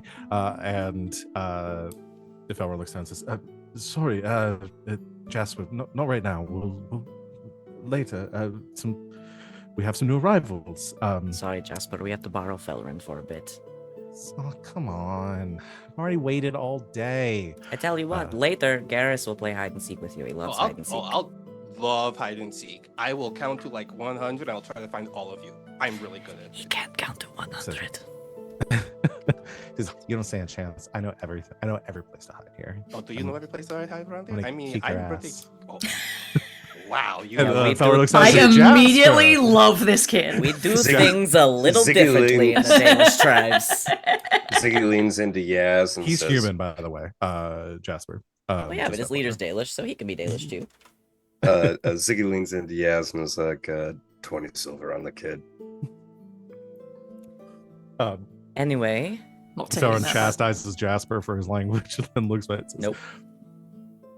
"Uh, This is Garas and Ziggy and Yasmera. It's a pleasure to meet you. That is an excellent question, one that we should probably speak about in private. I'm sure you have many questions. Please come in. I'll show you around and introduce you to Minetto. Come. Can I have Yaz do a very nerdy thing, and can I do like either Yes? a cultural or military? Yes, do something nerdy. I thought I was muted. Funnier out loud. Much funnier out loud. I love it. Yeah, either cultural or military lore. This shit's ancient. Like the weird gargoyles climbing up the walls. I'm like, what the fuck is that? I want to get some for our house. Right? How do you think our HOA would take it if I caught some They had gargoyles inside their house. I think they'd Not like just it when- gargoyles that were like clawing Trying to up the get in. sides of it. Like that's dope as hell. I think they'd like it for 1 month out of the year. That would be October. What Then what they'd if yell I at gave us. each one of them a little American flag? Then that gets us through July. Rotate hat. You can save a different hat for every holiday. Oh, yep. There we go. Little Christmas hat. Oh, they could be like the Grinch stealing the lights. Yeah. Anyway, you want to do a check, cunning. Either military or cultural lore, whichever makes the most sense for this architecture. We'll do. We can do cultural lore. Okay. That works. Okay. That'll be 19. 19. So what I can tell you about the construction here is that, as I said, the architecture here is derivative of a few different cultures, like I said, Navaran, Orlesian, and those in between, which is strange in of itself. It doesn't appear to be like a redesign or something where like it used to be a Navaran keep and then Orlesians took it over and kind of redesigned some stuff. Like all appears to be like original construction, But all mashed together in the original and not construction. even mashed together. It's a natural fusion of the two. And I think what you gather from that is, given the age, is that this keep may even like predate like These splitting, cultures. the splitting of those cultures. Yeah. Wow. Like if you were to gather this keep was probably created in like several ages ago.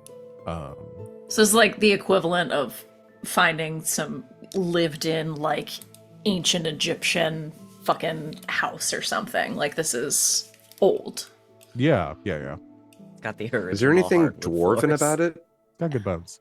Or is that all like no, it's older supposed to be human? Human, yeah, Mm, older mm. human civilization. Yeah.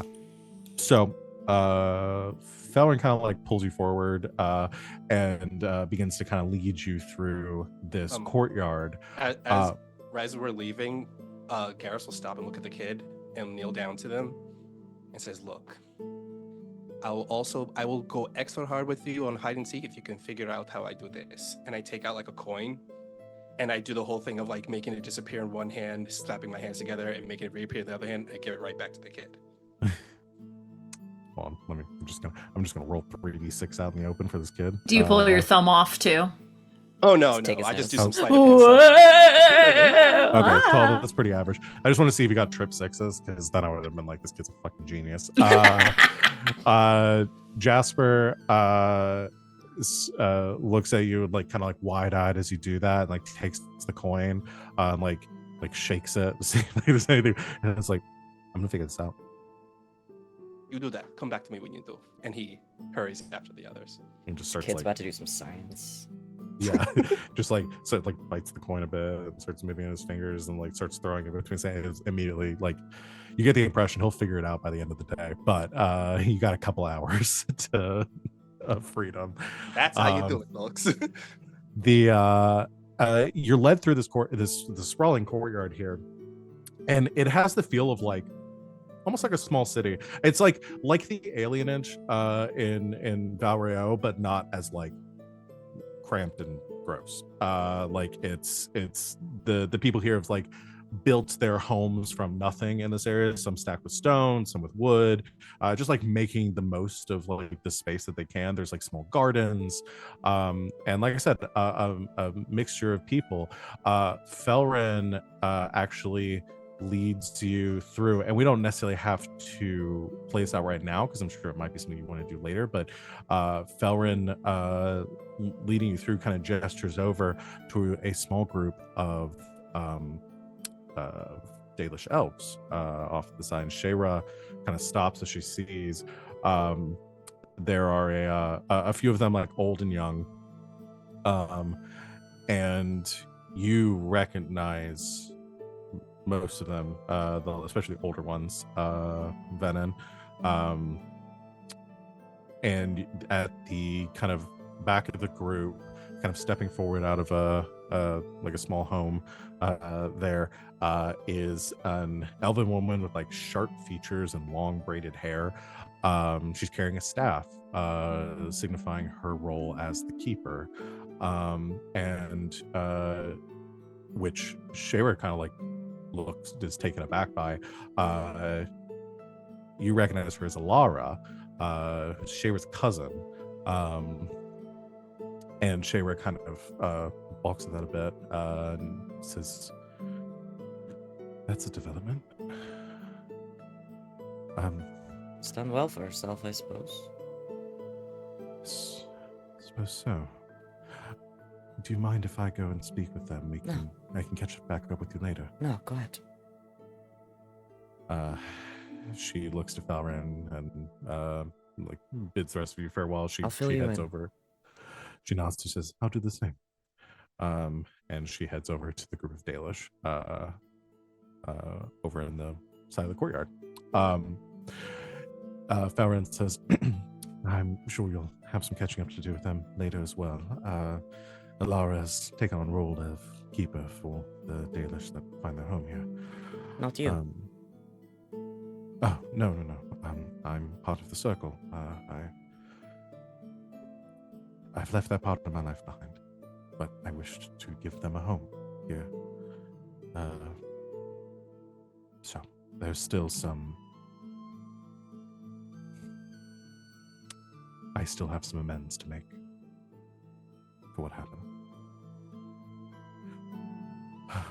Please follow me, and leads you into the keep.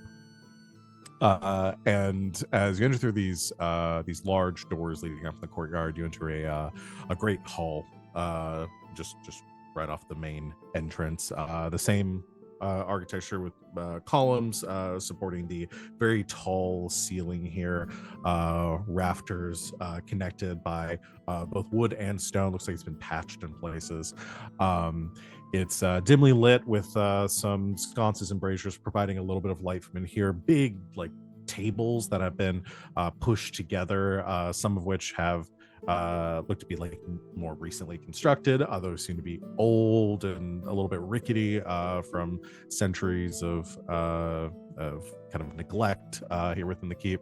But it is a kind of all pushed together to like a banquet hall, a place for the people here to eat. You see all like the refinement that you would normally see in like a keep, and the grandeur and stuff has been made more practical use of the space here. There's not a lot of like pomp in this space. Not a lot of pomp in this circumstance. Exactly. But they have graduations here all the time. As you're led to the great hall, into this great hall here, there are a couple of like wings that lead out from it. And Felrin says, "This is our living space, sort of communal eating area. The courtyard is where most people reside. There are some guest quarters as well that we have within the keep. There's just limited space. Some of our older residents that have been here for a while, and those that require to live in a more temperate environment, stay here in the keep." Gestures over, you can see like there's some like elderly folks that like are like sitting off to the side at tables, and says, "But this is the space that we've made for everyone. It's a work in progress. Still, we've gotten more people recently with the blight. We've taken all kinds here. Venehn is very focused on giving people that don't have anywhere else to go a home. So, to the north, we have just as off to his right, and says, to the north here, there's the northern wing is the mage's quarters for the members of the circle. Others, like myself. There's also a library in the western edge of the hall, that direction, kind of pointing back, like towards like the back end of the hall. So that's where we do most of our studies and where Venehn spends most of his time. And otherwise, we make do with the space as we can. I believe you had a question for me, though, since we have a bit of privacy here. I think we have several. You want to know why I am alive? Or how, I suppose? Both. Oh, being the more prominent. Truthfully, it's it wasn't my doing.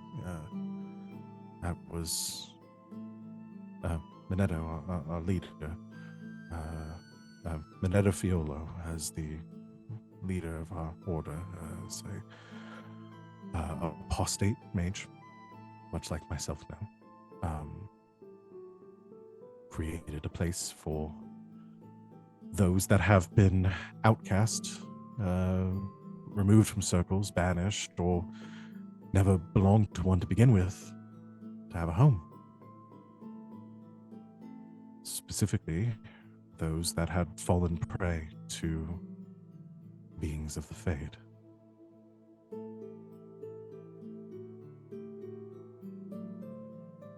He's mastered something.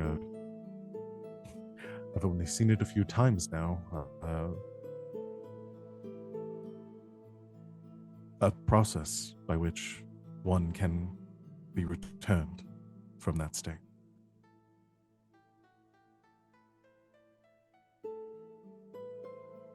How? It's very complicated magics. No, not how it's done. How did you find it? Through intense study, I suppose.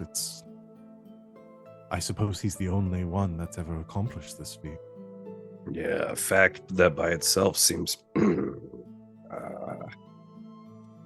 Shut up, old man. I understand. I understand misgivings. I mean, magic is a very poorly understood or taught subject to any that are not trained within the circle. And even then, the magic, the teachings that they give are limited, censored to prevent development and study and progress. We don't have those restrictions here. We learn as we are meant to learn, through study and theory and innovation. And through all of this, you found a way to reverse it. That was done far before my time. Venehn was the first to prove that it could be done, recruited the first members to our broken circle by undoing what had befallen them. And with each year, our numbers grow, those that he has freed from possession. Ziggy's going to lean in very close to Yasmera, hopefully outside of the earshot of Venehn, and whisper, "That sounds like someone else we know, doesn't it?" How quiet is Ziggy, actually? Yeah, that's my question. I mean, to be fair, Ziggy whispering up to Yasmera's ear is not directly. It's kind It's of like 6 feet. Yeah, it's a very hard reach. She's on tippy toes. He is way more subtle than you guys What? ever give him credit for. But What? It's just out of nowhere. Ziggy just like reaches a hand up to Yas, go. Like tugs on her. He jumps up, grabs her by the horn, and pulls her down. Ah. And he pops off the hole. She talks into it like a Flintstones phone. I mean, I in don't. Ziggy's defense, Venon's thinking it too. Yeah, all and are. honestly, like if you want to hear it, I think Ziggy is way more subtle than people typically give him credit for. But I mean, I also know that you're very perceptive, so maybe you heard him, but he was definitely doing his damnedest to not be heard. I want to speak with him. Of course. He usually greets everyone that comes here. Just a little busy right now, but let's go. I'm sure he wouldn't mind being interrupted. Follow me. Felrin, Yes. I don't want you to think I'm not happy to see you. You see, like that sadness that has been behind his eyes the whole time, like more comes to the forefront. And he nods and he says, "I understand, Venehn. I do." Do you? I can't imagine the suffering that I caused you. He kind of like looks down and like notices your arm.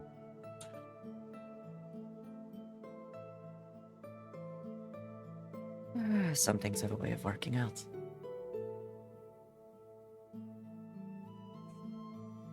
It seems that way. Please, Minetto can explain more than I can. And then kind of like to his side, he says, "We'll speak more later, I'm sure." And leads you back to like the back of this hall, towards what he had pointed out was the library, through a short passageway, a couple of rooms off to either side. Again, mostly it's like storage. You can see like there's even places here where they are storing like grains and things that need to be kept in a dry environment, like away. Like nothing here, everything here is like practical purpose. But he leads you back through a door that he knocks on twice and says, "Minetto, we have new arrivals," and pushes open the door. And within, you see a room that is filled with tomes and books and scrolls, just all around.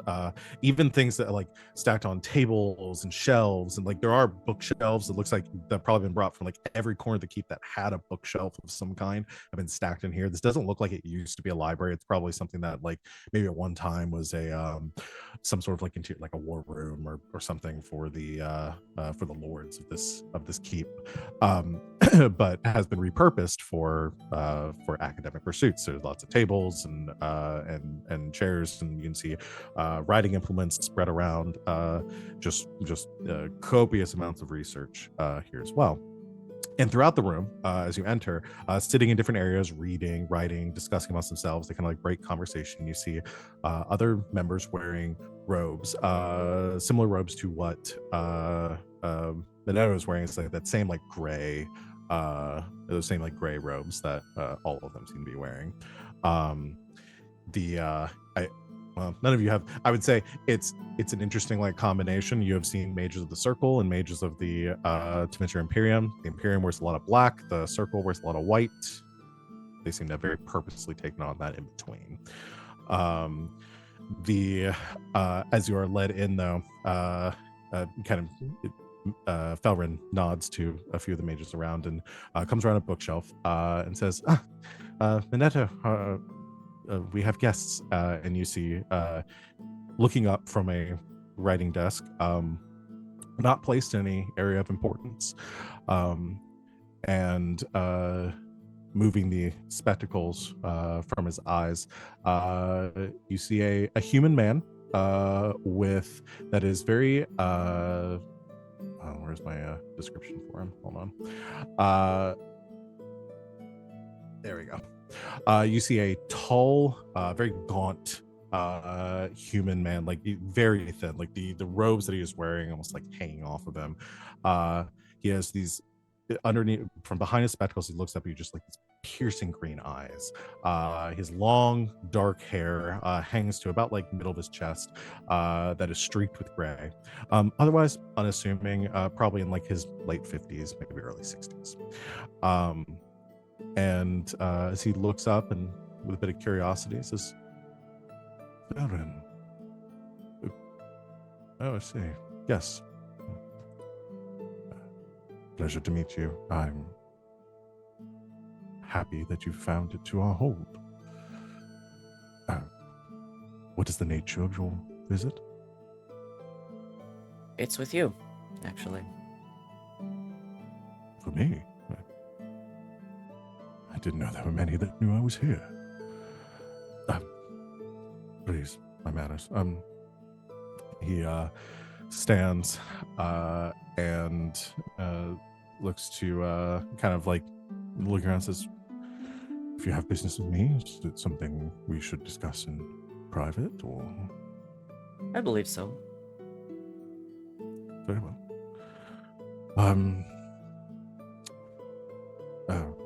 One moment while I a bit of business.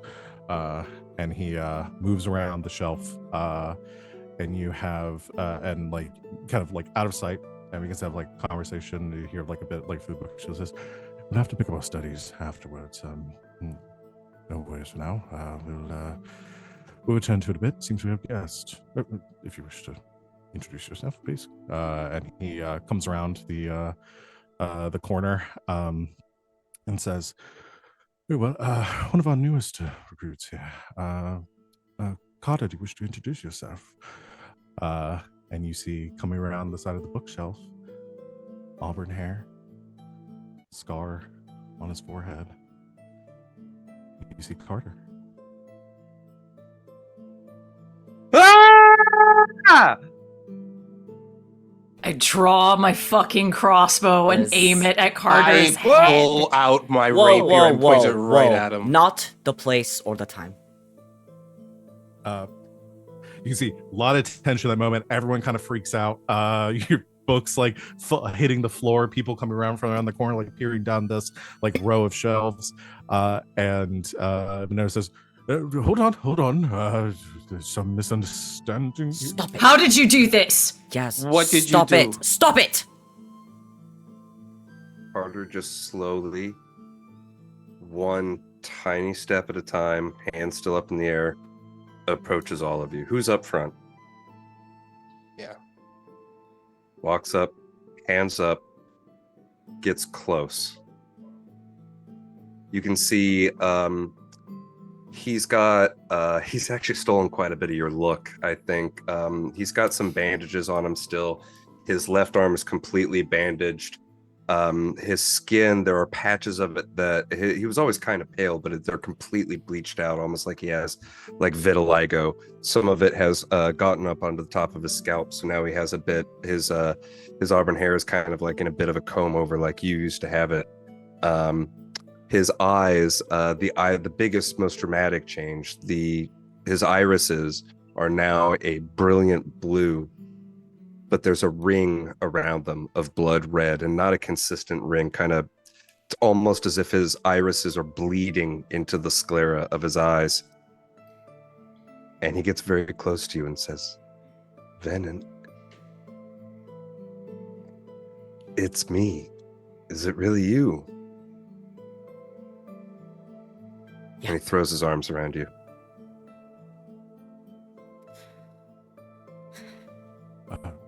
I please ask everyone to put their weapons away for now.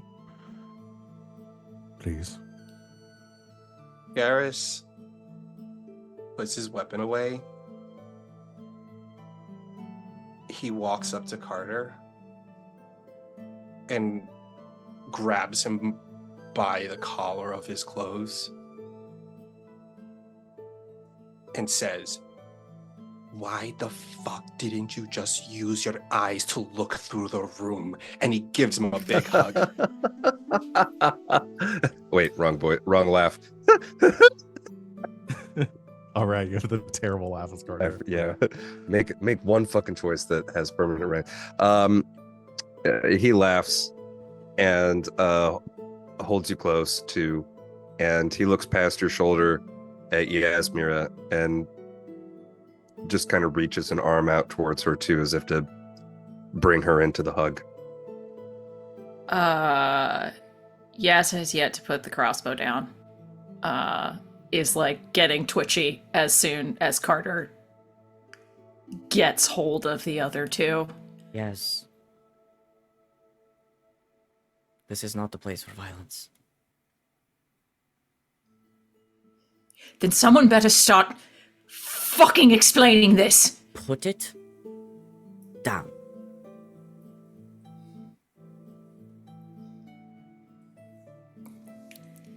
Jams it back on her back. Throw your weapons on my family again and we will have a problem.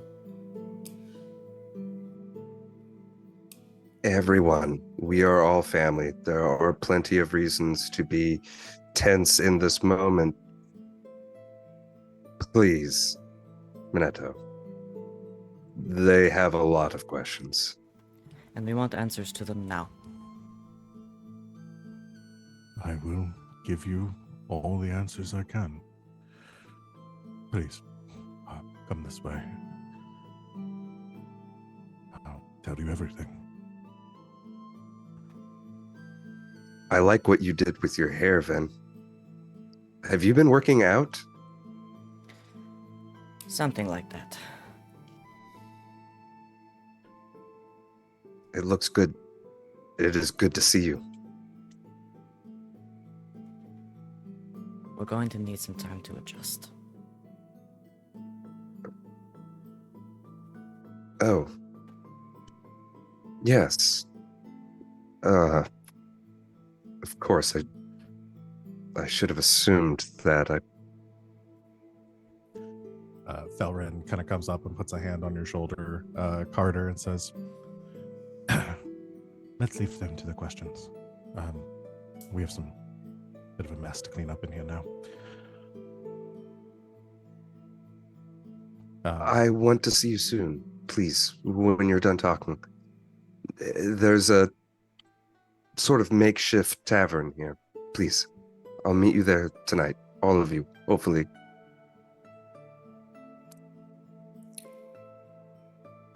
I missed you. Yaz is looking anywhere but at either of the three of these fucking mages. I think Ziggy puts a hand in yours. Not to reassure, but, well, it's firm.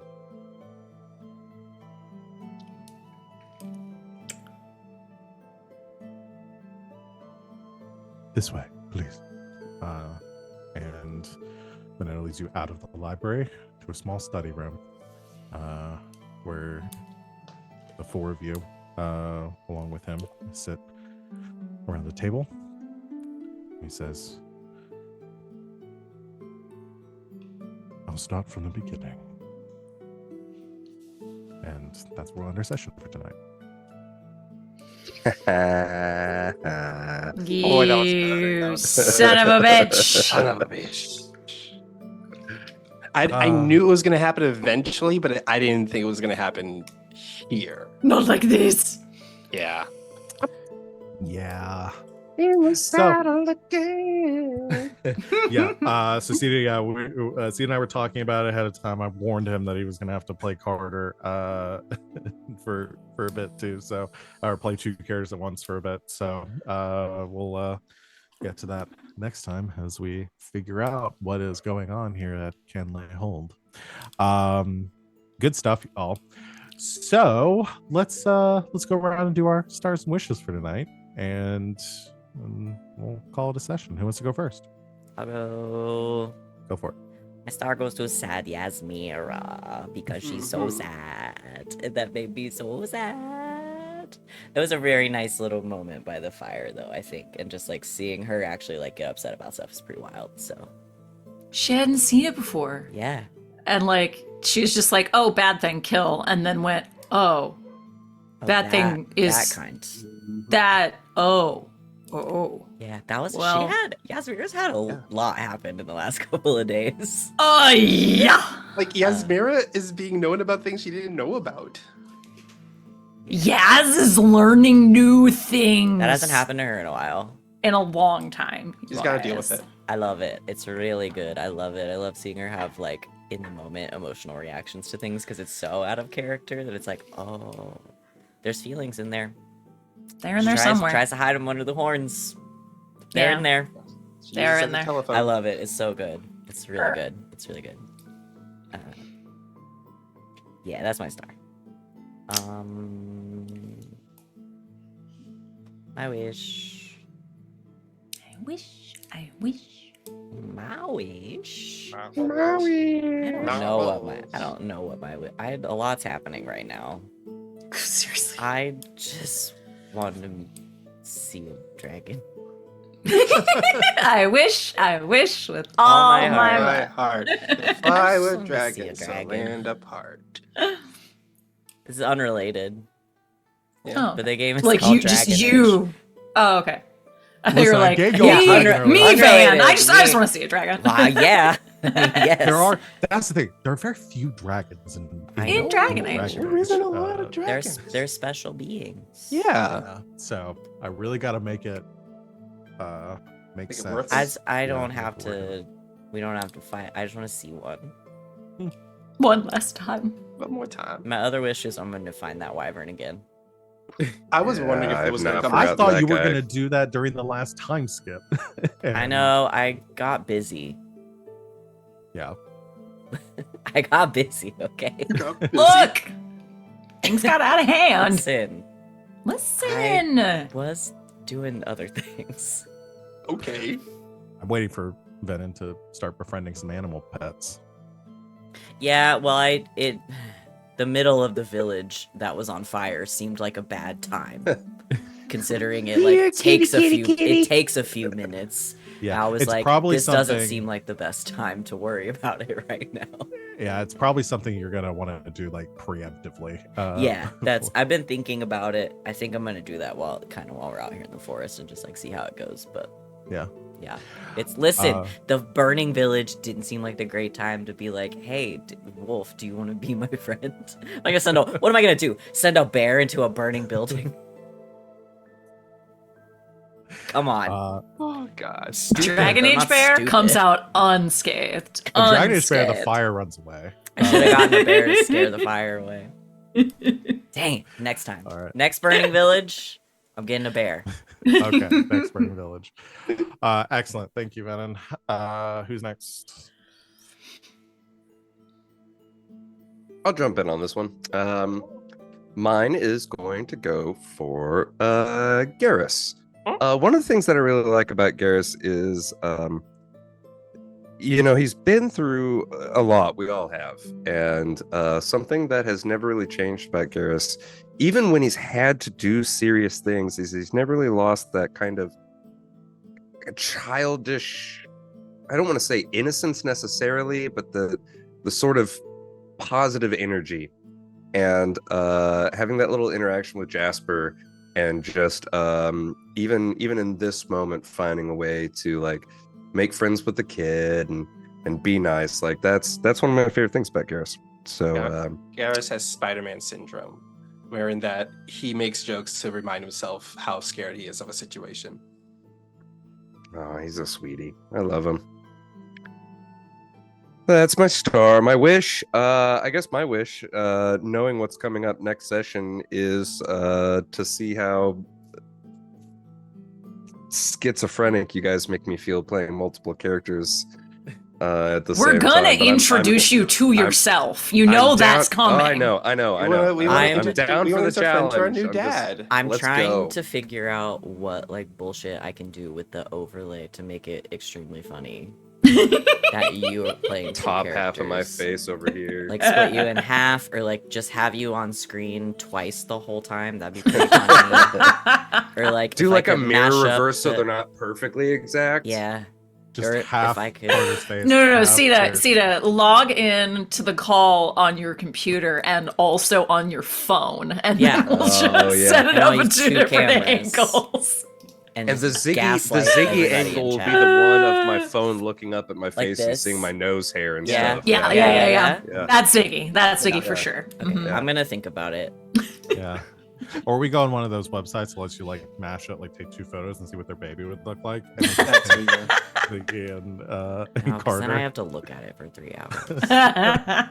Don't you want to look at this in for 3 hours though? Just look at this face. Yeah, let's just put that. Yeah, there Yeah, you go. that's there Ziggy. we go. Yeah. That's Ziggy. All right. I can go. My star goes to Sita. Sneaky, sneaky, sneaky. And also, so yeah, you gotta have Ziggy chat with Yaz, because as soon as your other character came, Yaz is gonna fucking kill him because she thinks he's a monster. Gotta get your in hook somewhere. Timing, yeah. Some timing implications in there. That was good. No, it was good. No, it was very good. Ziggy's been a warden for over 20 years. That is way longer than most wardens make it. Yeah. Had to come soon anyway. It's about time. So, but yeah, I think of anybody else. Yeah, I think Yaz might feel the least guilty about it. It's just a job, just doing a favor for a friend. Mm-hmm. So, yeah. So yeah, stars across the board for sad things from Sita. My wish. This wish would be. Is it gonna be a good wish? Gonna be a bad wish? My wish is that Wally has to speak in that voice for the entirety of next session. That's my wish. No, let's take it up another notch. Next campaign, that's his character voice. Oh God. No, I'm Wally gonna plays I'm gonna Kirby pull in the next. I'm gonna pull a d20. So in Dimension 20, if I roll a nat 20 right now, Wally has to talk in that voice for the entirety of next session. It's a 12. No, damn. Oh, All right. darn. Damn. So you got to do it for 12% of the session. There you go. Yeah. Okay. Well, if it's 12% of the session, that counts as my wish. My star goes to Cedar. Because Cedar, that was just a fantastic. I mean, the scene that when you pulled Yasmera to the side and explained like the whole ending of a Grey Warden's career, that was actually like, oh damn, we're gonna have to yell at Ziggy eventually. But it's also kind of because Garas wouldn't want to do that for Ziggy. He would actually want Ziggy to die in like saving people rather than, us leading him into the woods and shooting him. But yeah, that's where my heart is at with it. But I give that star definitely just to the scene, just explaining that scene. My wish. Please don't let Jasper die. I want Jasper to eventually join Yasmera's school of wayward youth and who Him learn how and to steal Kevin stuff. will get along so no, well. Jasper and That's Kevin will be true. best friends. It would be great. Kevin Yeah, will that's take me. Jasper down a dark path of traps and grifting, and it'll Explosions. I can't introduce a kid to this group without deciding immediately you want to adopt them. Of course. Mhm. But that's Found family, Val. Kidnapping is what I call it. we don't know if this kid has youths, parents. They don't have to have parents to be kidnapped. You know that, right? Also, who said we were going to kidnap him? With Kevin, it was more of like a Kevin child just- labor Kevin thing. was you like know? this the fucking street cat that just walked into our Yeah, house. Kevin just Yeah. walked Yeah. in and he like lives here now. That's what that was. Kevin domesticated himself. So Yeah. Kevin domesticated us. Yeah. All right. Well, I think that's it, y'all. We'll be back next week. See where this goes. It's gonna go somewhere. I'm really excited to see like what y'all get up to and how y'all approach all of this. So come join us for that next week, same time, same place, and join us on Saturday for next installment of Hearts of Stone. This next time we'll be live. I want to thank everyone out there for watching, but most of all, thank my lovely players for being so awesome and such a joy to run this game for. We will see you all in 1 week. And until next time, good game and good night, Internet.